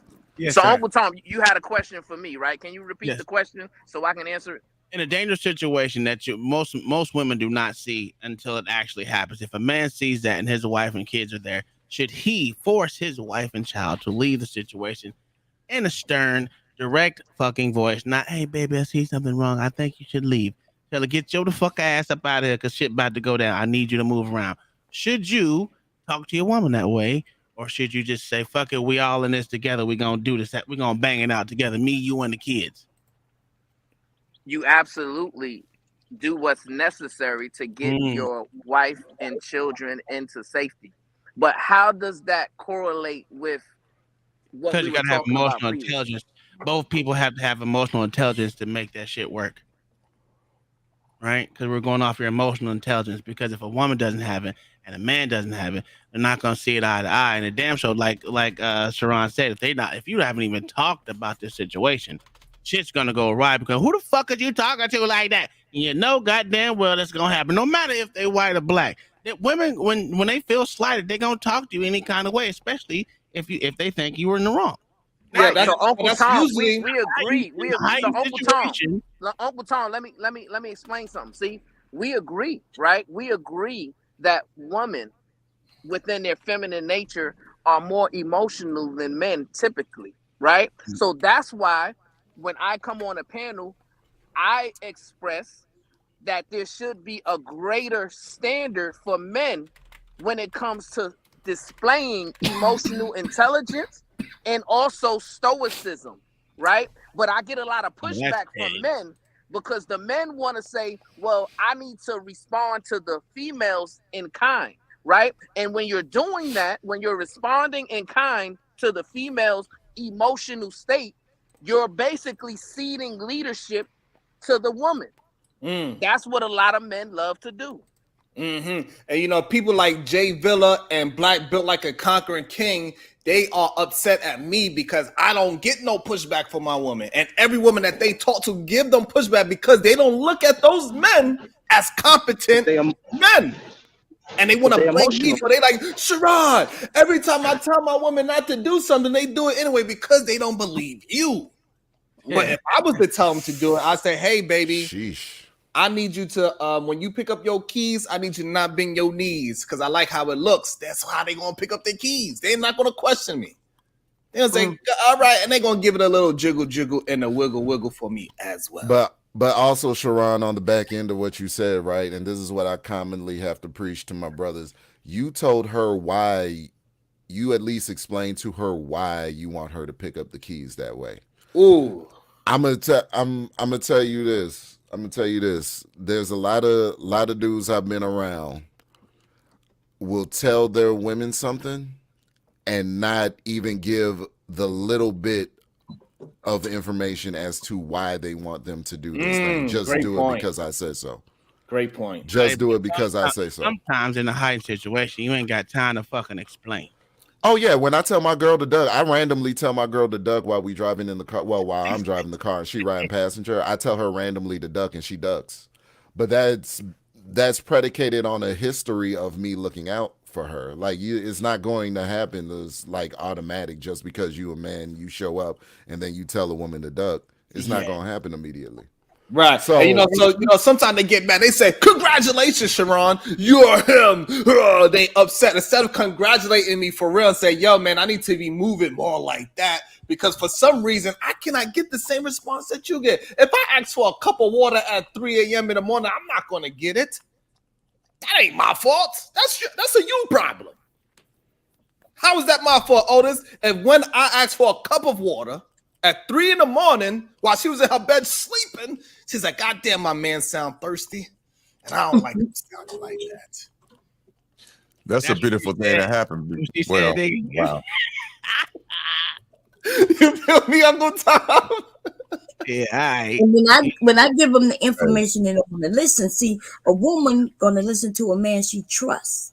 So if a man says, "Hey, run, take these keys and leave right now," she's not gonna say, "What are you talking about? I don't have to listen to what you have to say." She may do that to a man she don't trust, but to a man that does trust, she gonna take them keys and get the fuck out of there right now, like he said. Great point. That is a great point. I would say that for an older generation, but now, nah. It's argument first, then we ask questions later. That's usually what happens now. That's because they don't trust him. Go ahead, PH Diva. But that goes back to say that that's null and void, then, right? No, because it's the same thing. She don't trust you. She don't trust you. I don't have those problems, but I was young at one time, and I didn't trust my husband at one So time. you arguing for the men that do got those problems? Right. I wasn't arguing for That's them. a great question. Do not help those. Hey, Uncle Tom, don't help those rim brothers out. They're gonna try to get you a rim brother elect next. They're gonna try to get you a part of their team, and you're gonna have to be giving hugs. I'm just going to an emotional intelligence question statement. Go ahead, Diva. A lot of people don't have emotional intelligence, whatever the fuck that is. I just don't, Okay. Go The ahead, luxury bucket list member for 2 months. Thank you. Great conversation. Salute SBG panel and chat. Thank you. We appreciate that. Thank you so much. But yes, Uncle Tom, do you know what stoicism is? Yes, I do. So can you define that? I can look it up for you. I ain't gonna give you straight. I don't want to be fucking wrong. I have this thing. I'm not a definer, right? I'm not a dictionary. But if you want me to define it, I can. I'm at my computer. Matter of fact, I got 3 computers around me right now. I can look up one. No, I don't need you to define it. I don't need you to define it. But this is my second question, right? To that question.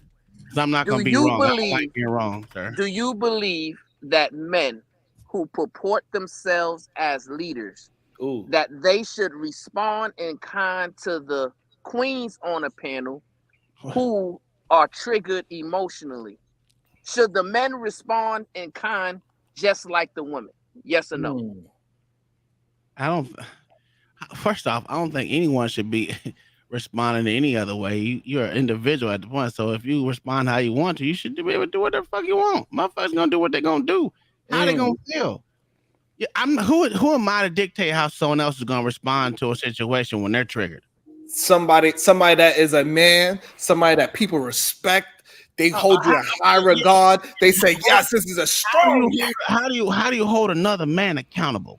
Oh, you know what's crazy? But they try to hold me accountable every single day. They say, Sharon, why you let PhD put Otis in a headlock like that? They want to hold the women accountable. I don't hold none of y'all accountable because y'all gonna be who y'all gonna be. I'll be like, hey, it is what it is. Fuck it. And I say, and this is what I say, Uncle Tom. I say, I don't let PhD put him in a headlock. PhD would just put him in a headlock because that's what she want to do. She want to. And that's why, Uncle Tom, that's why the queens are choosing not to follow this generation of men, right? Who don't understand and know what stoicism is, that don't want to follow emotional that shit dead when women said they want to be separate. Well, that's because y'all want to be this easy. What's the name of it again? These soft men?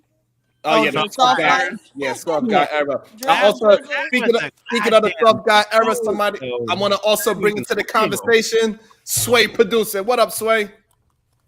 Fuck you with your soft guy shirt. Hey, Sway. What's good, Bomb? How you doing, my I brother? was talking about soft guy era with his tight ass shirt on. Anyways,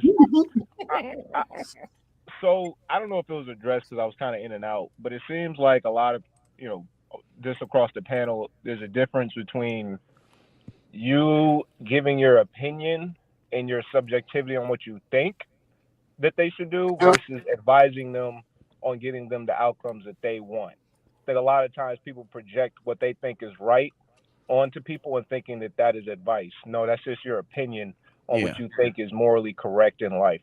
The idea of giving somebody advice or advising them typically is leading them. It's a level of you verbalizing and possibly showing them a way to get the outcomes that they want, whatever they're struggling in, and what the outcomes that they specifically want out of the situation that they're in. You advise them on that, and now that is up to that person. That has nothing to do with how I feel about it, how I morally think about it. If a man wants advice on how he can have multiple women or multiple wives or whatever, it ain't up to me as a God-fearing, moral, monogamous man to now push my own ideology and then say that that's advice onto that man.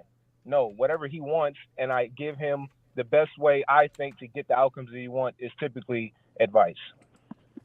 But I think a lot of times, especially old people, like to project their morality onto people and think if they don't, then now you're wrong. Like you're not a good man, or you're not a good woman, or you're a bad man, or you're whatever the case may be. All that is subjective. Yeah. But I don't even see the older people doing that to y'all. I see you younger people doing that to y'all. Yes, y'all are the ones. I'm talking about to young people. I'm talking about in this conversation. Right. So in this conversation, most of the time we are just having conversation, and then single people start asking questions, and then they're acting like the married people are the one asking for advice. That's not what usually happens. What usually happens, married people are just having a conversation, and then they would say, "You old motherfuckers, or you married people, y'all don't understand what's going on in the dating market. Y'all don't get it. Y'all don't understand our plight. We have it harder than y'all. Y'all don't understand. Y'all don't have to deal with all these blah blah blah blah blah." But here's the thing: married people say no, it's not true, because, and then we give them examples of why it's not true. Every generation had to deal with the same thing. Y'all just want to have y'all lifestyle so much more difficult than ours, so you can have a shoulder to cry and say, "Yes, we understand. It's harder for you. Here's a tissue." Sharon, stop. And also for the record too, let me just say this real quick. Most married people, especially myself, let me speak for myself. I don't talk about marriage unless I'm asked about it. Thank you. I don't go down the street and every single person I allege to be single, I start going and spewing until the marriage talk. No. Every time I talk about marriage per se, actually talk about marriage, someone asks me a question about it. They're Correct. asking me my opinion about it. So Correct. just the notion that someone just says we're just spewing what we spew. No, you ask me a question, and then I'm going to I have spew a what I question for spew. you, Otis. I have a question Yeah, for you, There Otis. we go. Do you spew talking points about single life right now? No. No. Okay. I'm like this. I don't know what it is to be in a dating pool right now. I ain't been in the dating pool almost 23 years. So I know and just looking from the outside looking in, I didn't have to deal with motherfucking trans boys. Wait, but That's Uncle because- Tom, hold on, wait. But Because the reason why is because you never looked Uncle at them. Tom, These this is the other crazy men. part, right? That's true Uncle too. Tom, this is the crazy part. When they say you can't give advice about marriage as a single person, we all know married people can become single again, one. And then two, the idea when I bring this up and you're talking about the young versus old, I'll ask them, okay, so how many of you old niggas are 24 years old right now dealing with a 22-year-old in 2024? None of y'all are. So I don't know how you be able to speak on an experience that you haven't lived through. You aren't living through the experience that I'm living through unless you're 24, 25, grew and is living in 2024, dating 22-year-old women. If you're not doing that, you cannot speak on the experience of a 24-year-old right now. That is not true. So that's not true. Exactly. The game never That's changes, not just true, the players. Then a single That's person right. can tell a married person about marriage. The reason why is Because I used to be 24 at one point. That is not the same thing because the culture and environment is completely different than what you grew up in. And unless you're a 24-year-old dealing with 22-year-old women, you cannot speak to that. That's not a fact. It's not a fact. Hold on. Y'all are the only ones. The world I grew Listen, up in is not the same that my Hold on, 20 No, that's not Uncle true. Tom, hold on. I want to make sure we all get in there. So, Uncle Tom, you saying the only person that can give you advice as a 24-year-old person in the dating market is another 24-year-old that's in the dating market? I'm saying we don't have the same. Before you move past it, before you tell me what you're saying, are you saying that? Yes or no? I said no. That's not what I'm saying. Okay, so but this is what Sway's saying. Sway's saying the only people is the world is different from when I was dating and you was dating than it is for these. But it's not. No, I didn't say anything. So hold on, before we go down the rabbit hole, because I'm not saying anything, Sharon. You're not listening to what I said. What I want everybody to get involved. If that doesn't apply in that scenario, then a single person can tell a married person about marriage.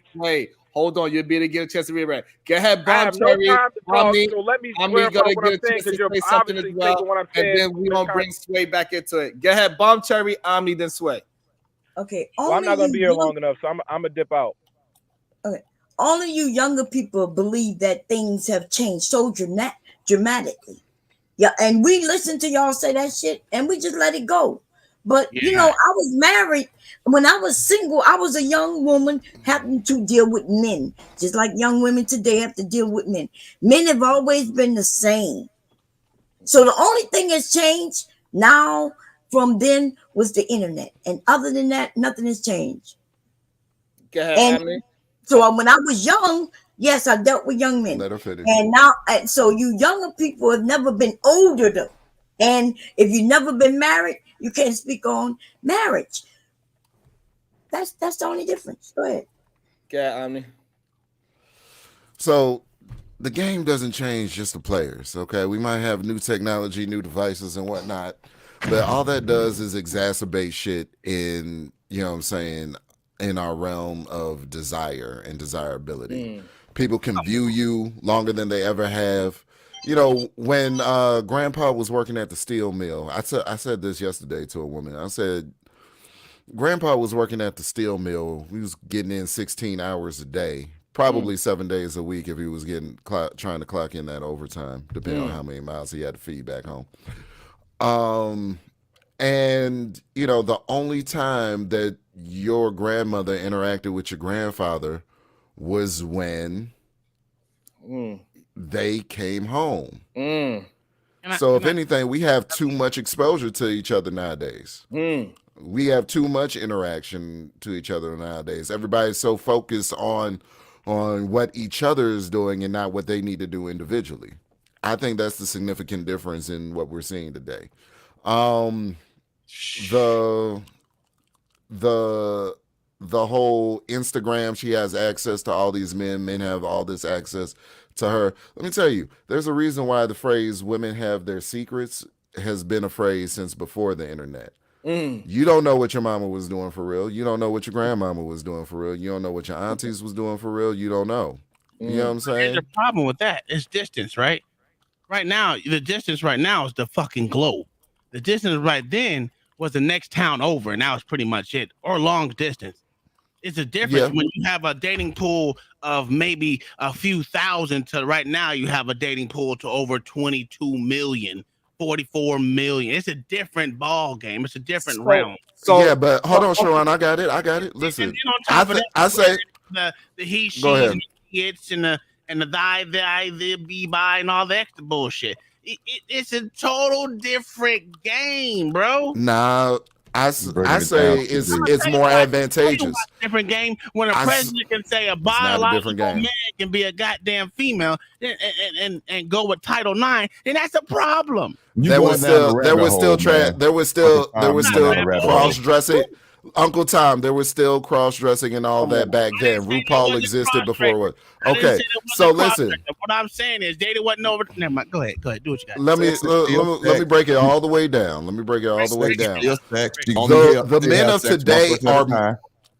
The men of today are far more advantaged than the men of yesteryear, because the men of yesteryear could have been married, wifing up hoes and not knowing that their wife is a hoe.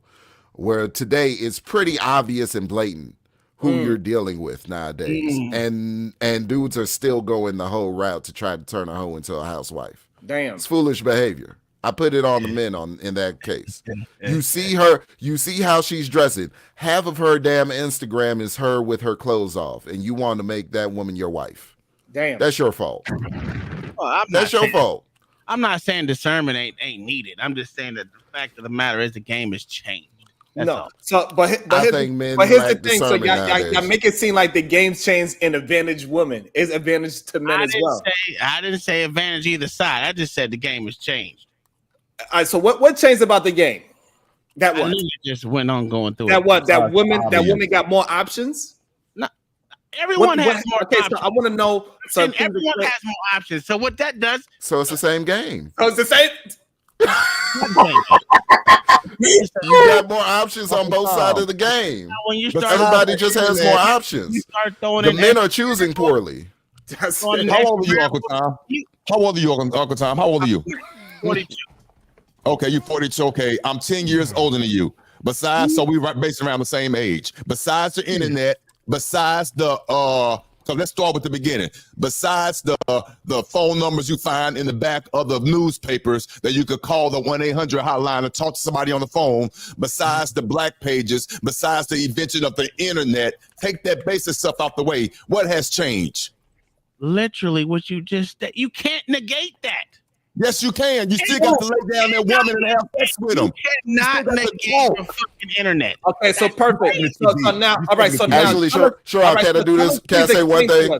One thing, real quick. Everybody knocks OnlyFans, but you remember back in the day when we had the party lines and the 900 numbers? It's the same shit. Same thing. It's the same shit. That's my point. Yeah, that's the same. That's the same. That's my point. They just You still got to knock them down and put the penis in them at the end. The lady still got the consent. You still got to be a man and show up and whip it out. It's the same. That's all we saying. It hasn't You changed. making it micro. That's the difference between macro and micro. You breaking it down too much. Of course, the internet is making it easier. Of course, I don't have to get out and get in my car and go to a club. Now I can go on Instagram and find that lady you just said showing their ass half out. I might have a chance in the DM, or it might be a trick. It's a possibility. Versus me going and spending my money at the club. So I get the nuances, but at the end of the day, there's a lot of nuances. She got to allow you to put the penis in. It is not a lot of nuances. Stop. Women are still in foundation women, and men in foundation are still foundational men. It's still the same. The problem is that for some reason, a lot of these youthful people, they want to make excuses for why they are dealing with the people that they are dealing with. You yourself, if you want to pay attention to big booty hoes, then that's what you're going to see. So if me back in the days, if all I did was hang around pimps and strip clubs, I'm going to say the same thing. I'm hanging around all those things. Women, sir. Huh? Are No, but trans there was women dudes getting women? tricked back in the day. There was dudes getting tricked back in the Yes, they day. They were. just didn't speak Yes, up they about it. were. I remember. Trans They women, just sir. didn't say nothing about Yeah. it. Just answer that question. They didn't. Hold They on, didn't open up their IG app. They didn't have an IG app to open up and go live about it. You know what Let I me mean? hear how he gonna cake That for the part men I while there are no marriageable women out there. Go ahead. No. I ain't say nothing about no. There's no unmarried. All I said is trans women. I'm asking the question. They was They around. had trans women all over the place. You didn't see how you don't want to answer the question. That's funny how y'all don't want to answer the question, but then say the game didn't change. What's the question, Uncle Tom? What's the Hold on, question? let me understand that. Go ahead. What's the question? They're not women today, and I don't respect them as such. What are you talking about? I'm glad you answered the question, but I'm I asking. will never respect a man dressing up as a woman to be a woman. I will never. All right, so It's inherently disrespectful to women. hold on. Hey, Uncle Tom, you know how we know that is bullshit that the times has changed, because if we go back even further, back in the 1970s, it was having the same See how conversation. you saying all that to not answer the question. Are trans women women? No. Why are you asking us that? I'm not asking. I'm asking Sharon that. No. Yeah, but okay, see, that's all you do is answer. Don't be scared to Oh, answer. I wasn't scared to answer. Answer the question. Oh, I didn't hear it the question. before. No, So- I already answered it. No, Yeah. I don't believe trans women are women. No, of course not. No. I said it. OtisWho, aka Otis Draper III, no, does not believe trans women are women. Of course not. that's why they call trans women. Right. That's why you got to Women are not called trans women. Women are called women. Right, but when you start opening everything up to saying the biological men or women, you have changed the fucking game. No, you have not. No, we have not. Jesus Christ. Absolutely No, yeah, not. no. I don't. Matter of know where fact, we I are. don't know one. I don't know one born female woman. Okay, just so we could get the differentiation out the way. I don't know one woman that was born as a woman that actually respects trans women for their struggle and they don't like it. All these little white girls on the swim team talk about he beating our ass. It's not accepted. And it won't be. Nidus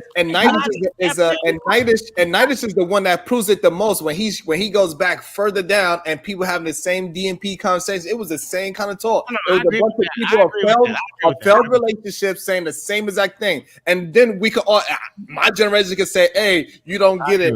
It was harder for me. But then 20, 30 years before that, they was having the same conversation. All I'm saying is adding extra variables. That's all I'm saying. That's what I've been saying from the get-go. I mean, so what we saying that is not more difficult.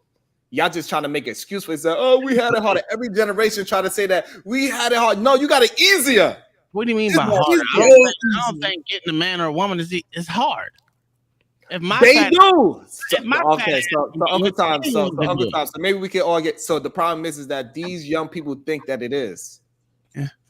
No. That's has something to do with their confidence. So there we go. That's Now nothing we, to can, do I with agree. now we can have an honest conversation. There we go. Let's get back to an honest conversation. There you go. It has nothing to do with the state of the world is to deal with you. You as an individual, if you keep having problems finding whatever it is that you're looking for, that is a you problem. Mm-hmm. It don't got shit to do with the internet. It don't got shit to do with your job. It don't got shit to do with how much money you make. It's you. But You if you're keep not finding the stable, same woman in a different body. It's you. if you're not stable before you interact with all it, do you know that there's legislation being passed right now that or up for debate right now that wants to keep teenagers off of the internet, like keep them off of social media and such? Yeah. I don't know how they're going to enforce it, but it's an interesting debate. Like when they're It's gonna be the hard problem.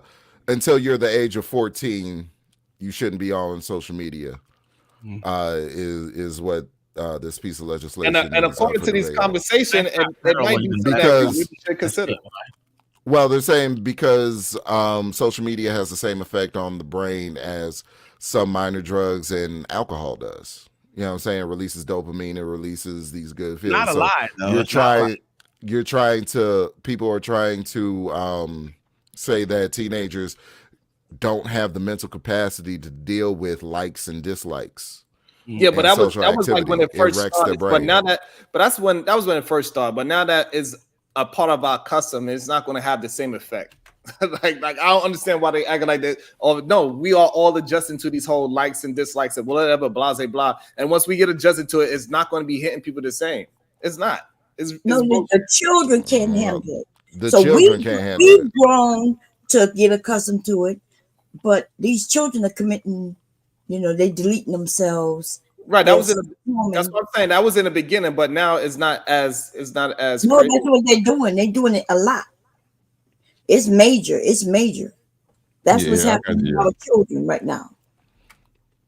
I have That's to what agree they with Bomb Cherry on that one. I have to give you some Yeah, pushback on that one. We that's see major. grown men who can't handle the likes and the comments in the chat. We see grown individuals, not just women. It's just it has nothing to do with gender. We see Otis too, but grown that's because individuals.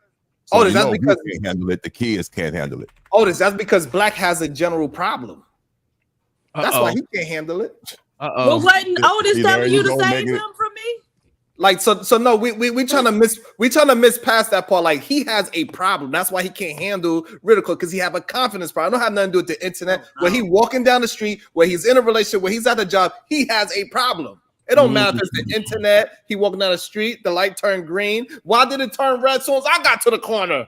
You know what? There you go. Yeah, I was trying to. Damn. You I ain't tried, shit. Black. I tried. You ain't shit on that one. I ain't gonna. No, but I mean, I think they're right. Even like a lot of the adults can't handle it. Like there was a week where people were screaming at you to, save these men from the women who be up here, right? Yeah. See, they even can't handle it. But I've been on the internet since the internet begun. I've been on the internet for 30 years. Mm-hmm. Over 30 years. Over 30. One of my sons, my oldest son is just turned 30 this month. And I've been on the internet before I had him, for years before I had him. And so I watch all of these programs come and go and come. And, whoo, Lord. Okay. Things change. I remember when they told you not to tell people who you were.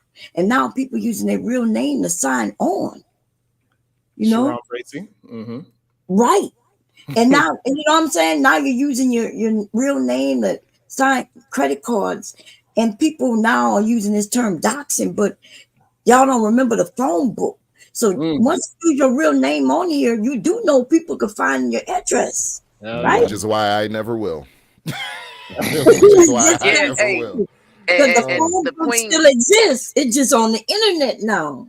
Right, it's still the same thing, right? Is what she's saying. She's saying it's And still people have to deal with that regardless. It's just we have to deal And with it. the And no, queens are- personal solutions is something that we do here. Yes, sometimes the solution is personal. So sometimes I gotta talk to somebody personal so they can understand what they are going through, so they can get a personal solution. Because guess what? This shit is not therapy. I'm not nobody's psychiatrist. You need to go find professional help if that's what you need.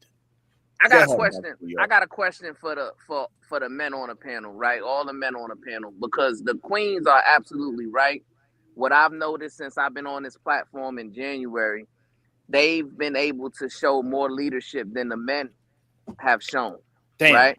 So do y'all believe, this is the question for the men, do y'all believe that there's been an erosion in the standards of men?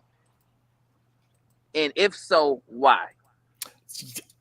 Absolutely. The main problem is that most men, they can't deal with direction from men that is moving in the right direction. They want to listen to men that's moving in the wrong direction because it's easier. They want to take the road less travel, the easiest road to resistance is what they want to do. Anybody that is standing on their principles and saying, this is what I did to get up out of my situation, they call them weird. They said, what? You a man that did everything you're supposed to do, and it was difficult and it was hard, and you made through it? That's weird. Why you didn't take the easy route? That's why. Well, so Otis, can you answer? You want to go ahead? Well, I wanted okay. the men to answer first, Queen. Okay, I'm sorry. I heard the question. Yeah, we don't go Omni. We don't go Otis, Omni, Uncle Tom. Go ahead. Yeah, could you repeat it one more time, please, sir? A short version, real quick. Do you believe that there's been an erosion within the standards of a real man? If so, why? Yes, there has been an erosion of the appearance of having a real man in the presence. Yes, I do believe that. I believe a part of that is, and it's a lot deeper, but a part of that is because there's not enough men for whatever reason in the household to show the men, to show our young people how to be a man. It all falls back into the men, the little kids going to youth organizations, playing football and baseball and all that. The fathers are missing in the household. I can definitely admit that, but I know it's deeper than that. Most men don't like being challenged. Weak men don't like being challenged. That's who don't like to be challenged. Weak men. And then when we say that, hey, listen, bro, you being weak, if you don't mind, if you think that you're supposed to be stuck in your ways, when you got people that's proven to do the opposite of what you did and be successful at. Now it's up to you to accept the advice or implement it in your life. That's up to you. You can figure that out. And most men like being challenged. I'm a man. I like being challenged. It's healthy. I'm gonna bring up somebody. He don't want to get on camera for whatever reason. Maybe he's a little nervous to get on camera. I have no idea. But he is somebody that says he do not like to be challenged. Welcome to the show, the unchallengeable Black. What's up, Beagle? What's up, Otis? Hey, what's going on? How you doing? Peace to you, brother. What's going on? I'm good. Feeling like a villain. Elaborate on what you were saying. Elaborate what you're saying about most men don't like being challenged, because I do like being challenged. I think it's healthy. No, when I say that, go ahead, talk to me. So what I say that is, if someone brings you an idea or brings you something that you don't agree with, and you question them about it, you bring up, you say, "Hey, I have some concerns." All of a sudden, the person with the quote unquote knowledge gets offended. Why are you being offended? You should be willing to help me learn. I'm asking questions because I want to learn. I want to do better. And I have some reservations. Apparently, if you have any kind of reservations, if you try to move cautiously, if you try to ask questions to make yourself more intelligent, somehow, all of a sudden, you're a quote unquote soft guy. Well, you know what? I'm fine with being a soft guy. If that makes me more intelligent, if I'm willing to say, you know what? I don't know the answer. I don't think that the answer you're providing is the right answer. I just have a few questions. Maybe you can correct it and say, and then I will acknowledge, hey, based on this new information that he provided me, he's right. I'm going to do what he says. But none of this happens here. None of this usually happens. Like I said, most men don't like to be challenged, especially if you're challenging that person's character, Mr. Bracy. They will get defensive. And what makes you think as a man I'm supposed to care if your feelings is hurt? Exactly. You're not supposed to care if my feelings are hurt. The same way I don't care if your feelings are hurt. Like I said, if you're unwilling to, so again, not hurt because my life protects my feelings. Now, if you want something that is similar to whatever you see, and you ask me for my advice, once my advice, I give it to you because I have proven results that my advice works. That is up to you to implement it in your life. Not to say that my advice is wrong, because my advice. I never said it, because I made it work for me. I'm walking when I'm talking. I'm not just talking. The assumption is that the advice is wrong because I asked the question. You're assuming that I said you were wrong. I'm just trying to get clarification. Usually that's what someone does. If you say something and I don't understand what you said fully, I may ask you a follow-up question. It may sound like I'm challenging you, but it's not. I don't understand. Can you expound on your statement so that I have a better understanding and can agree with you or disagree with you wholeheartedly? Yeah, that is fine if you ask it in that way. But when you say, no, I disagree with you, you're wrong because... and you don't have no facts. When have I ever said that to you, Sharon? All the time. I don't ever say that to you. I say I disagree. I accept what you say, but I disagree. Let me give you a clarification. You said it on Friday. You said, what did Sharon, I don't want to listen to you because I do not want no advice for you because there's nothing you can say. I'd rather listen to Otis, even though Otis gave you the same exact advice. And then when he gave you the advice, you said you don't agree with him as well. Okay, like I said, I was willing to accept your information. It is my right to disagree. I have that. I can say, you know what you said is wholeheartedly true based on your perspective, but I disagree. Is that wrong? You're confused again. You said I was wrong. You didn't say, I don't think that advice is going to work for me. You said I was wrong, is what you said. In the context of the conversation, yes, but usually and let me apologize if that's what I said. I don't mean to say that you're wrong. I disagree with what you say. I hear you. I accept what you say. I just disagree. Yeah, but you don't have no proof to what you are saying. You're just disagreeing with me just to disagree. Even though if I press these numbers, it's going to dial a certain person. You're like, well, I disagree. and I showed you that it worked. I'm showing you it worked. You say I disagree with how it worked.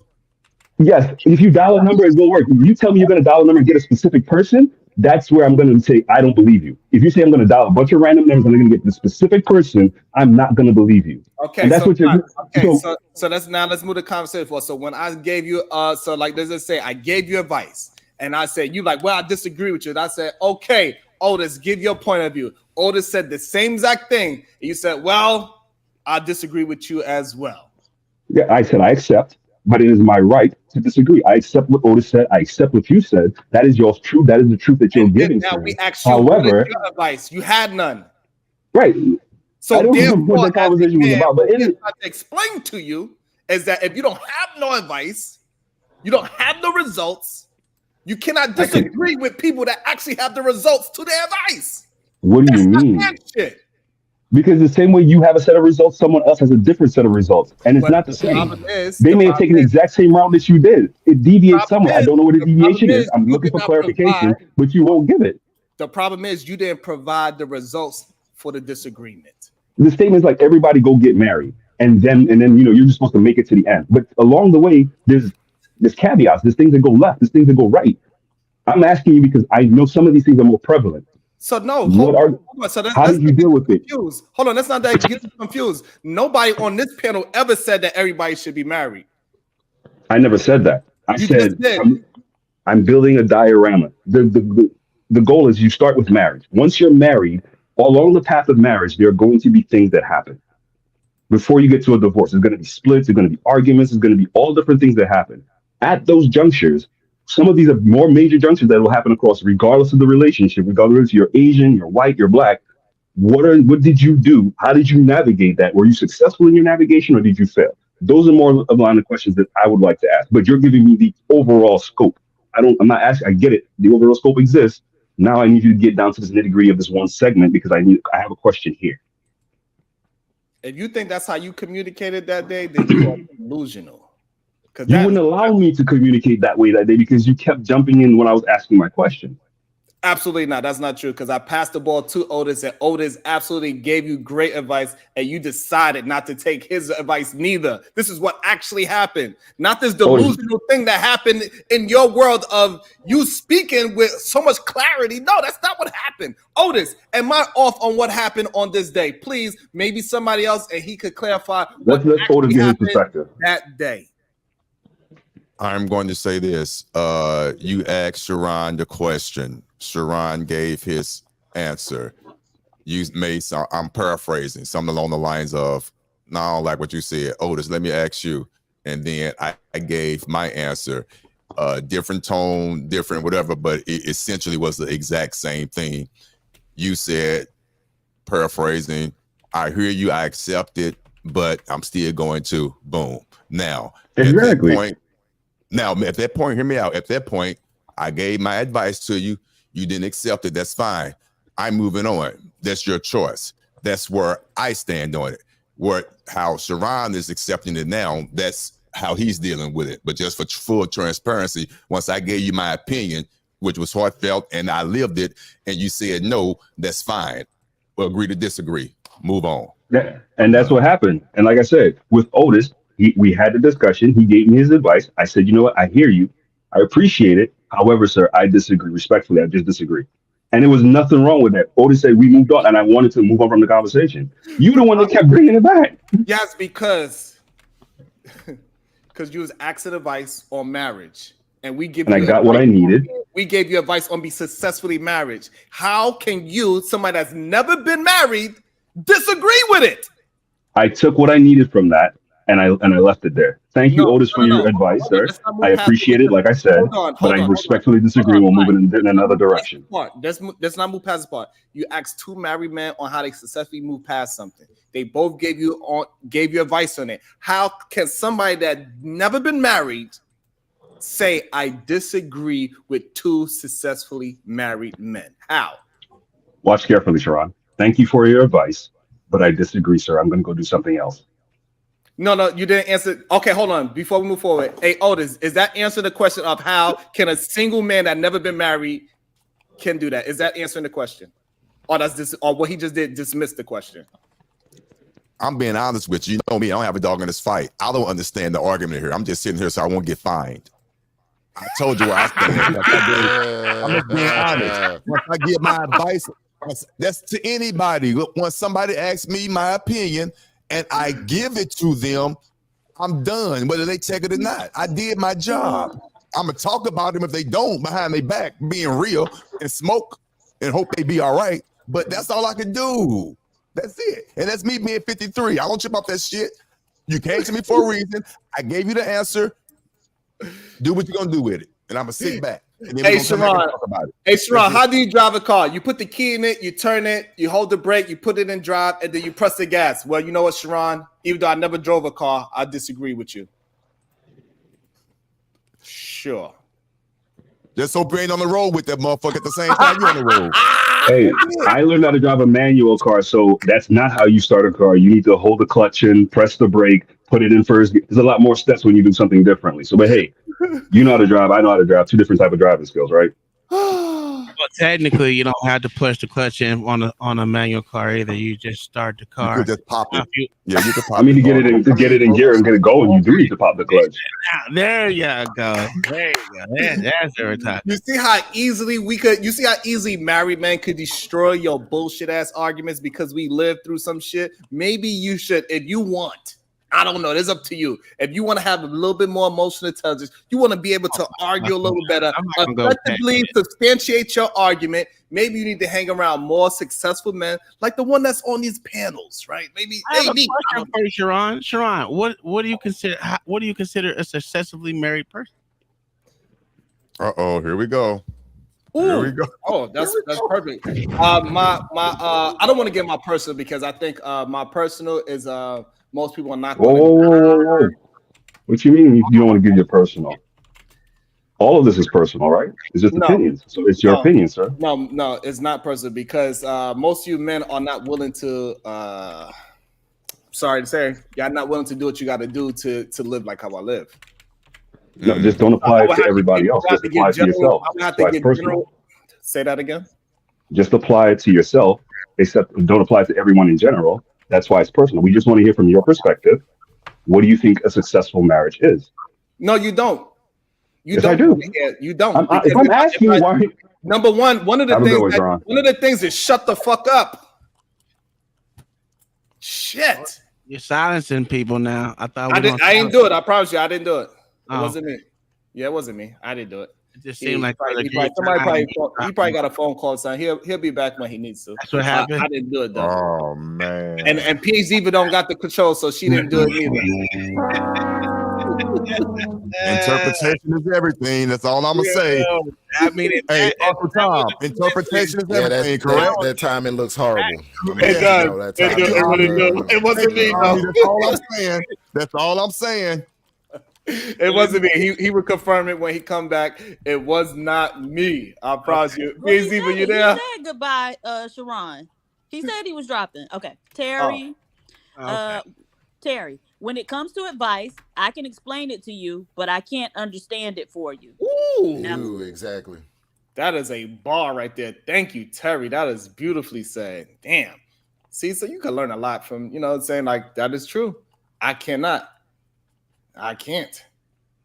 Oh, so see, look, see, Black is at least one thing I can say about Black. He's honest. He said he got it. I left. I didn't drop him. So it wasn't me. So that's one thing for sure. Black is 100% honest. No matter how many times our arguments is always back and forth, he is not going to be a liar. So I appreciate that. And he's always welcome back, and he know that. So we have our disagreements, but we are always building. So it is what it is.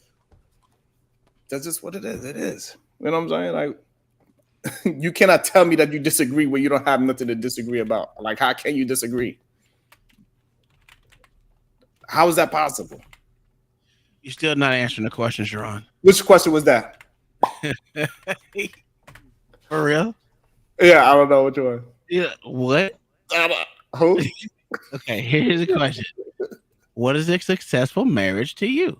Ooh, I don't want to give it to me because the mine is a little bit more difficult for most people. Just in your eyeballs. It motherfucker ain't got to be listen, it ain't got to make it personal. I say a successful marriage is something that you see fit for you and your relationship, and you're successfully able to achieve it. So whatever you deem positive that you need for you and your wife, and you can achieve that situation, I think that's a successful marriage. Damn. So that's it. If we were both bank robbers and we successfully robbed 20 banks, that's a successful marriage to you too? Correct. Okay. All right. Correct. No honesty. It's okay.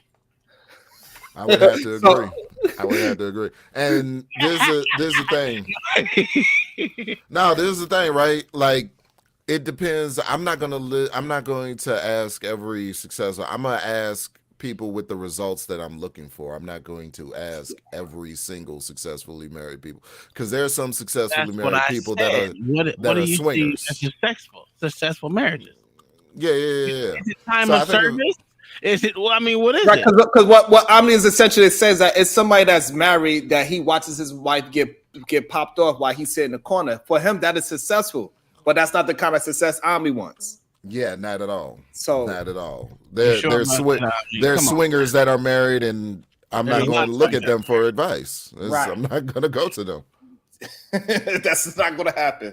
So go ahead, Uncle Tom. What is your idea of a successful marriage? We still got I'll answer it. Queen I didn't Eva get a chance and to answer Bomb Cherry and all the rest of them. You ain't got to come to me. I'm just Yeah. outside looking in. Does that make sense? I just want to hear everyone's thing, because everyone up here has been married. I don't know. Supreme Diva, she said she's not here. What's I mean, What's that now? are you married? Yes, no, I don't know. No. Okay, so everyone else up here is married. So everyone has different times of services. Like, you know, Otis been married 44 years. You've been married 76. Ami been married for 7 days. Bomb Essentially, Cherry yeah. about Yeah, 120. exactly. We all different years of service, times of service. I'm gonna give you a real answer though. I'm serious. I hope it's not corny. A successful marriage is first of all marriages are contracts.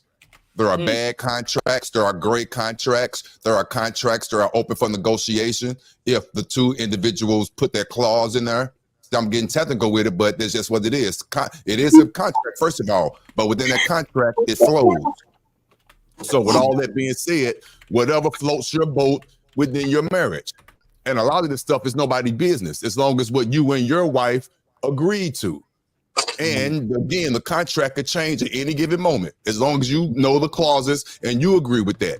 And keep people outside of your marriage out your marriage. Period. That's a successful marriage. And all the nuances that come inside that. Everybody got different situations. Everything is going to change. Yeah. At one point in time, the sex is like it is. At some point, somebody's going to get sick or something along those lines. And the sex is not going to be there. What's in your contract? What's in your sex clause? Do you ever know what? That, I'm hear me sorry. out. Can we hear Bomb Cherry? We don't want to hear this bullshit no more. This is important shit. That's fine. Fight back, Otis. Fight back, Otis. Protect. Hashtag protect Otis at all costs. Hey, PH Diva. Yes, sir. Damn, Uncle Tom, I got something for you though, but go ahead.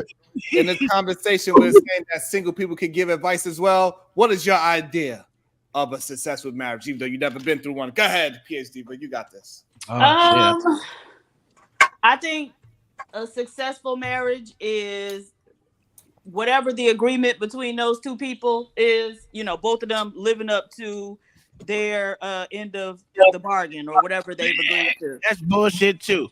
That's not bullshit. I just met a man and who was going around, or a married man who was going around asking women if he can lick on them. And I said, hey, would your wife approve of this? And he said him and his wife have an agreement that as long as it ain't no outside kids and they don't know about it, they can do whatever they want. On Tuesdays and Thursdays, you can have kids by licking on people. All right, cool. You can't. That's why he go and offer to just lick on women and not, do Right. more. He just want everybody to ride his face like a carousel. So, damn. So if his wife is okay with it, and he's living up to the no kids and all that, and he not, I guess, embarrassing her by having women come to her with bullshit, then I guess they successfully married. Okay. I agree with that. That's what me and For real. Ami was saying. Like, hey, we're not gonna go to every successful marriage because there's different levels of this thing. Yeah. So I made a point not to. I made a point. You know what I'm saying? Because I've been marriage minded for a while. It's just that I've had. Let me say this: I've had my mind on marriage for a while. You know, I can't be marriage minded because I didn't have all the knowledge that I felt I needed in order to have a successful one. So I was looking at all the models of marriage that I wanted to entertain. Definitely wasn't happy wife, happy life. Definitely wasn't any swinger situation. And I'm of the mind if you need to step outside your marriage in order to get a nut off, there's probably something fundamentally wrong. So it with wasn't That's just happy me. man God's That's just plan. me. It wasn't happy man God's plan. Oh no, I believe it all starts with the man. If the man's not going to be happy, how can the household be? So in other Oh, words, wait a minute. So not happy wife, happy life, but Oh you shit. gotta be married. Yes, Happy. sir. Oh, Yeah, man. but hold baby. up. Let me break it all the way down. The man needs to be content within himself first before he goes out and gets anything else. He has to be with himself first. A lot of men that I find nowadays cannot be alone, just like a lot of women can't be alone because there's something that they don't like about themselves. yeah, but about the woman, I'm asking. I'm okay with what What you about said. the woman? You said you don't believe in the happy wife, happy life, but you Nah, believe in the man gotta be happy though. with himself, yeah. Okay, He so has to be content and happy with himself, just like the woman needs to be the same way. We're okay. not responsible for each other's happiness. We just don't get in the way of it. Oh, I see what you're saying. Okay, There you go. Yeah. I can rock with that. Okay, I was about to ask you a question, but you just so Oh, answered it with that statement you so just made. with Otis though, when Otis said the marriage is a contract, and then he said the contract could change at any time. Otis, does contracts change at any time, baby? Yes, if you have that clause in there, you got to listen closely to me. It all depends on the contract. You can have a clause in a contract where at a certain point you two can come back at the table and renegotiate. Not saying get out the contract, just negotiate that particular term in that clause. Most definitely, yes, ma'am. So that means you essentially don't have a contract if at any time you can change the contract, right? No, wrong. It's a contract that No. has a clause in it that you could change a clause in the contract. So do you understand why you sign a contract, baby? Yes, I do. The contract is to ensure that you don't make changes, right? Do you No, understand? no, that's not what it is. A No, not contract is Okay, necessarily. two y'all, parties to agree. listen. Let me talk him through this because y'all gonna talk about not necessarily. If I sign a 1 year lease agreement with someone, that means we are guaranteed that 1 year. Am I right or wrong? Anybody? Right. Okay. So he's talking about marriage, right? So we know there's no time limit on marriage because it's supposed to be forever. But then he then says that there's a clause that in this forever we could come back to the table and start making changes within the contract. And so essentially you mean there's no contract because see if I didn't tell my husband, hey babe, I know I promised forever and I promised to only be with you, but now I want a boyfriend. Let's come back to this table. I know you don't want to play around, but I do. Are y'all good with that? That's me changing the contract, right? You men not gonna be down for that unless on y'all. I never said No, it was a no, contract. no, Uncle Tom, please, may I, please, may I? I'm hearing what you're saying, Brown, Bomb Cherry, but I'm not. But you're interpreting it totally different than what I'm saying. What I said was, which is still true, contracts could be negotiated. It could. Right. Everybody's married. I'm agreeing with you, Everyone. but you just don't Okay. like the way the same, right? No, I didn't finish. You didn't let me finish. You still talking. But what? You don't understand what I just said. I am Yes. saying what you said, but when I say that I told my husband, or I would tell my husband that I want a boyfriend, that's one of the changes that I want to make. Mm-hmm. Is that a problem? No, it's not. If that's what you agree to, and he agreed to it, of course not. That's not a problem. If that's What our if he contract. don't agree to it? What if I want that and he don't? That's what I'm posing to you, babe. Okay, so Now, I get it. Okay. If he doesn't agree to it, then you guys have to, that's a whole nother situation, but you guys have to work that out. But I probably wouldn't do it because he didn't agree to it. So we definitely saying the same thing, but I wasn't using that type of example. I know you were. The example I was using was more realistic. And this is what I mean by that. My wife, for example, hypothetically, she doesn't want to have sex anymore for whatever reason. It could be medical or whatever. Now, when we got married, we didn't go into this knowing that one of us is going to have a medical situation getting older. So it's going to affect someone's sexual experience. So at that point, being realistic, one would have to have a sit down with his significant other or renegotiation of the contract and work that situation out. Do I need to continue to stay in the basement and jack off? Or do we have an understanding that since medically we can't have sex like that, do I have the permission to go out and do what I need to do and don't bring up children? Or is it that you're going to do more oral sex to circumvent? Okay, we got enough examples. Those are conversations. So what are you saying? I And didn't those get, are I real didn't life get an answer conversations. from Bomb Cherry because Otis over here talking goddamn long-winded as hell. But Bomb Cherry, but I'm answering the question.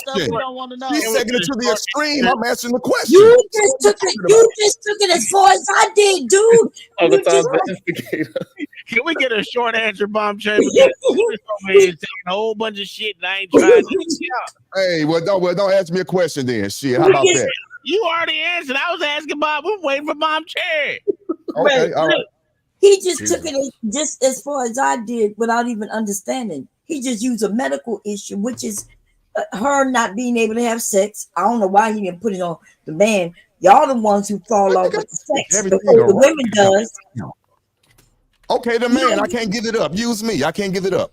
Okay, but and so you didn't start talking about how y'all gonna have a conversation about it, and you want to know what she gonna do. So she has the option now to say, "Well, since you can't get it up, I'm gonna go out in the street and find a man to replace you." So here's the thing. So you can renegotiate the contract, but it doesn't mean we could agree on the contract. That's what Otis is really trying to explain. Is that go ahead, Bon. That's what I was saying. See, he Okay. was saying the contract, and he said renegotiate. And so I was saying, suppose, somebody want to renegotiate and somebody said no. And that's when it falls apart, right? Divorce. So I think everybody want to look at it like marriage is a contract. And I'm essentially saying we got to stop looking at it like that. Because if we do, it falls apart. Look at it like we are humans and we love each other. People really want to, you going into this looking at it like, yeah, we're going to renegotiate at every step. Oh, she don't want to have sex 3 times a week? Then I'm going to go and tell her, let's bring somebody else into the marriage. Right. I agree with that part.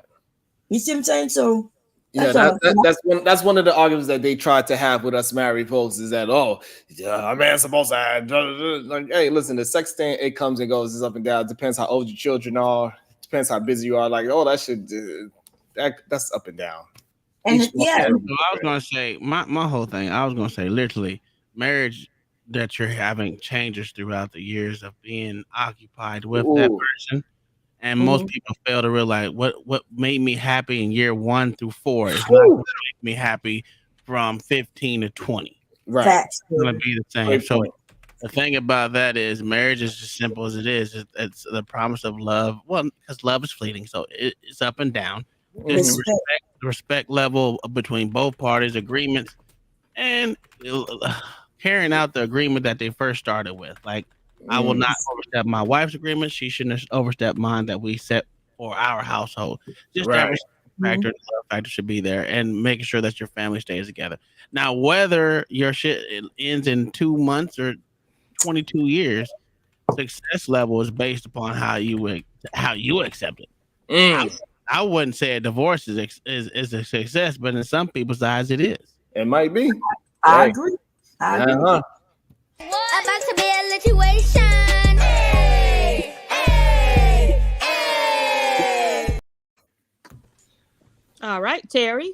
I think a successful marriage is when both parties stay together because they believe that they love, respect, support, and protect each other. That's a fact. Ooh.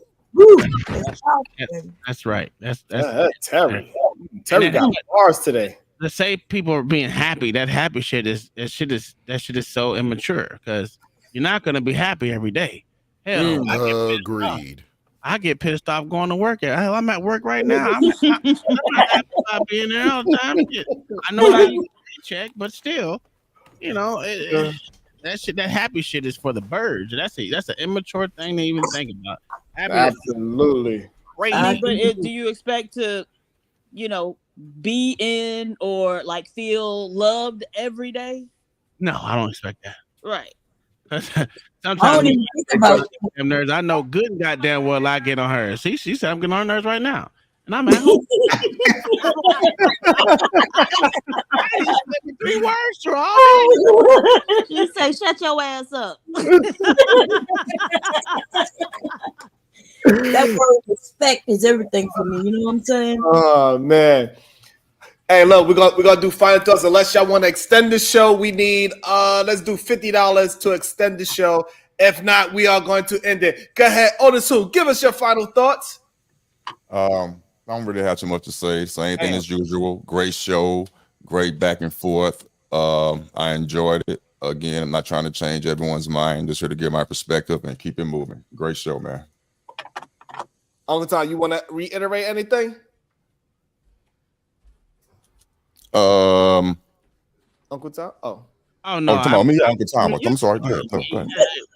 Otis always think people talking to him. Even though I don't agree with everything everyone say, I don't have a dog in any fight. All I want to do is wake up tomorrow. That's it. If God willing. Other than that, y'all have a good day. Great show. Appreciate it. Go ahead, Omni. What's your thoughts on being brand new, newlywed? Congratulations again. He said, "Be right back in the back." Congratulations to you, Omni. Yeah. That's who got married, right? Yeah. That's his death wish he signed right there. I'm telling you. I want to believe it's all of our different points of views on marriage that he got from us collectively made him make that decision. That's what I would like to believe. I like to think that he loved her. You know that too. That as well. Even though it's fleeing, but yes. All he has to do is like her a whole lot. That's all. Like her gets you far away. You know what I'm saying? Look at that love shit. Cause that man, sometimes I'm telling you, man, have you ever ever been mad at your wife or husband that just didn't even talk to them for a week? No, Man, I know. I ain't never cussed my wife out like that, but God, Me neither. Hey, listen, I'd rather be in like as well. I agree with that 100% because guess what? If you are sitting at the table and I put her cup of water down, I say, "Here you go, baby. Here go her water." And she start talking. She told her hand, she knock it over, and she loves me. So why the fuck you put that goddamn cup in front of me? You know damn well I put I talk with my goddamn hands. You got me spit on the floor. Blah, blah, blah. But if she likes you, she'll be like, "Oh damn, can you pass me a towel, babe? I'm sorry. I'll be talking with my hands. I just knocked over the water." I'd rather crazy. What about if she took that water and poured it out? I don't want no goddamn mountain water. Give me my damn sparkling water. Shit. Nah, so I'd rather you being like with me because when you being like, you tend to be a little bit more courteous when you like somebody. Yeah. I feel the opposite because my husband done done some fuck shit, and I could be mad at him until I look at him, and I'd be like, "Look at this nigga. I love him so much. That's why I forgive him." Right? I'd be like, "Look at him, sexy looking mother." And so it don't come out my mouth. I never cussed at him ever. I highly doubt that bullshit right there, bombshell. I love my husband until I got online and he started listening to me on these panels. My husband has never heard me cuss. My children. Look, now we know why he loves her being on the internet so much because he don't want to get that kind of smoke. Y'all think I'm like this because y'all hear me online doing this, but some of y'all, have I ever cussed you out, Sharon? Yes. Oh, that might be true. Absolutely. Yeah. I did. I apologize. Well, you must have deserved it in the moment. Right. There we go. There we go. Sure, See hell that? yeah. So Absolutely. you must have deserved it. Now, or maybe I don't know. Was we on this panel? Your panel? Yeah. Oh, dang, my remember, but You I'm must have old. did something. Blame it on me being old, okay? Because you know I love you now. You know I love you. I love you more. Go ahead, Aldi. What's up? What's your final thoughts? We need $50 to extend the show, or we are going to end it. That's a beautiful mushroom. Go ahead, Aldi. So listen. The whole topic of should you listen to people? I've listened to every scenario of a marriage. I actually had a coworker of mine. This is gonna blow your mind. I had a coworker of mine who was married for an extended period of time, but as soon as the dick quit, she was out of there. She had to split. Damn. As soon as the dick was gone, she had to split. Her matter of fact, her man was she was finding all these needles around the house and whatnot because he was trying to inject his penis in order to get it to stand up. I say that to say, man, health is wealth, and if you want, you're gonna have to pull. You're gonna have to put down the. You're gonna have to put down the steak, put down the burger. All right, eat you a salad on occasion. You know what I'm saying? Get some vegetables in you on occasion. You know what I'm saying? And drink some water. Ugh. Yeah, because Dr. Sebi, listen, Dr. Sebi, you can say what you want about Dr. Sebi, but Dr. Sebi, he was impregnating a 24-year-old at the age of 80. Little freak. Oh, freak. So listen, if you want to have good times, if you want it to be a long time, you know what I'm saying, eat your fruits and veggies. That's You know, what I'm yeah, he didn't impregnate no young woman at no He age. impregnated a 24-year-old girl at age with that 80. geriatric sperm. Yeah, I can assure you he didn't do that, but she may think he may think that. Bomb. Wow. We know you old men. We know y'all egos would love to think that that's what y'all do. That's disrespectful. God damn. Dang. So y'all never stop being disgusting, is what you're saying. Go ahead, PhD, but Supreme Goddess. What's your thoughts? Or some people may call her the PH Devil. Which one you gonna be? You know what? Nobody calls me that. Nobody with any good sense calls me. I think that it was a good show, and I think that if gentlemen, if you want your wives to stop taking advice from single women, then tell your wives to stop bringing single women y'all problems, because they don't hesitate to come and lay all the stuff out. Right? And then I think y'all should also make it a point to keep your wives out of these single women's pocketbooks, right? And tell them to stop borrowing money from us, because it's embarrassing to you, or at least it should be. It is. I might be broker than the motherfucker. I'd be scared to ask my single people for friends. They'll be like, "Girl, aren't you married? Right? Girl, why you married to that nigga if you gotta come to single ass?" Listen. I ain't gonna lie to you. Hey, I'm gonna make sure my wife have PhD but numbers very soon. Goddamn it! I don't care what she talking about.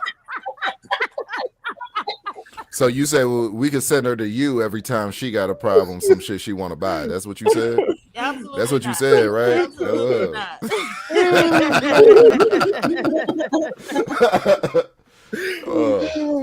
All right, Terry. Love and likes. Just because you don't like something doesn't mean you don't love the person. But unhappiness is a deal breaker. Ooh, unhappiness is a deal breaker for sure, because you cannot make somebody happy that is just want to be unhappy. That is for sure. So that is We Are the Solution Based Group. Everybody got their final thoughts out. Shout out to Terry and shout out to everybody that supported the show as well, especially the ones that did it financially. We are going to do this again tonight at 8 p.m. Me and Sway, we're going to review some things. We're going to have some arguments. I'm going to prove him wrong like I do every single night. It's just what I do.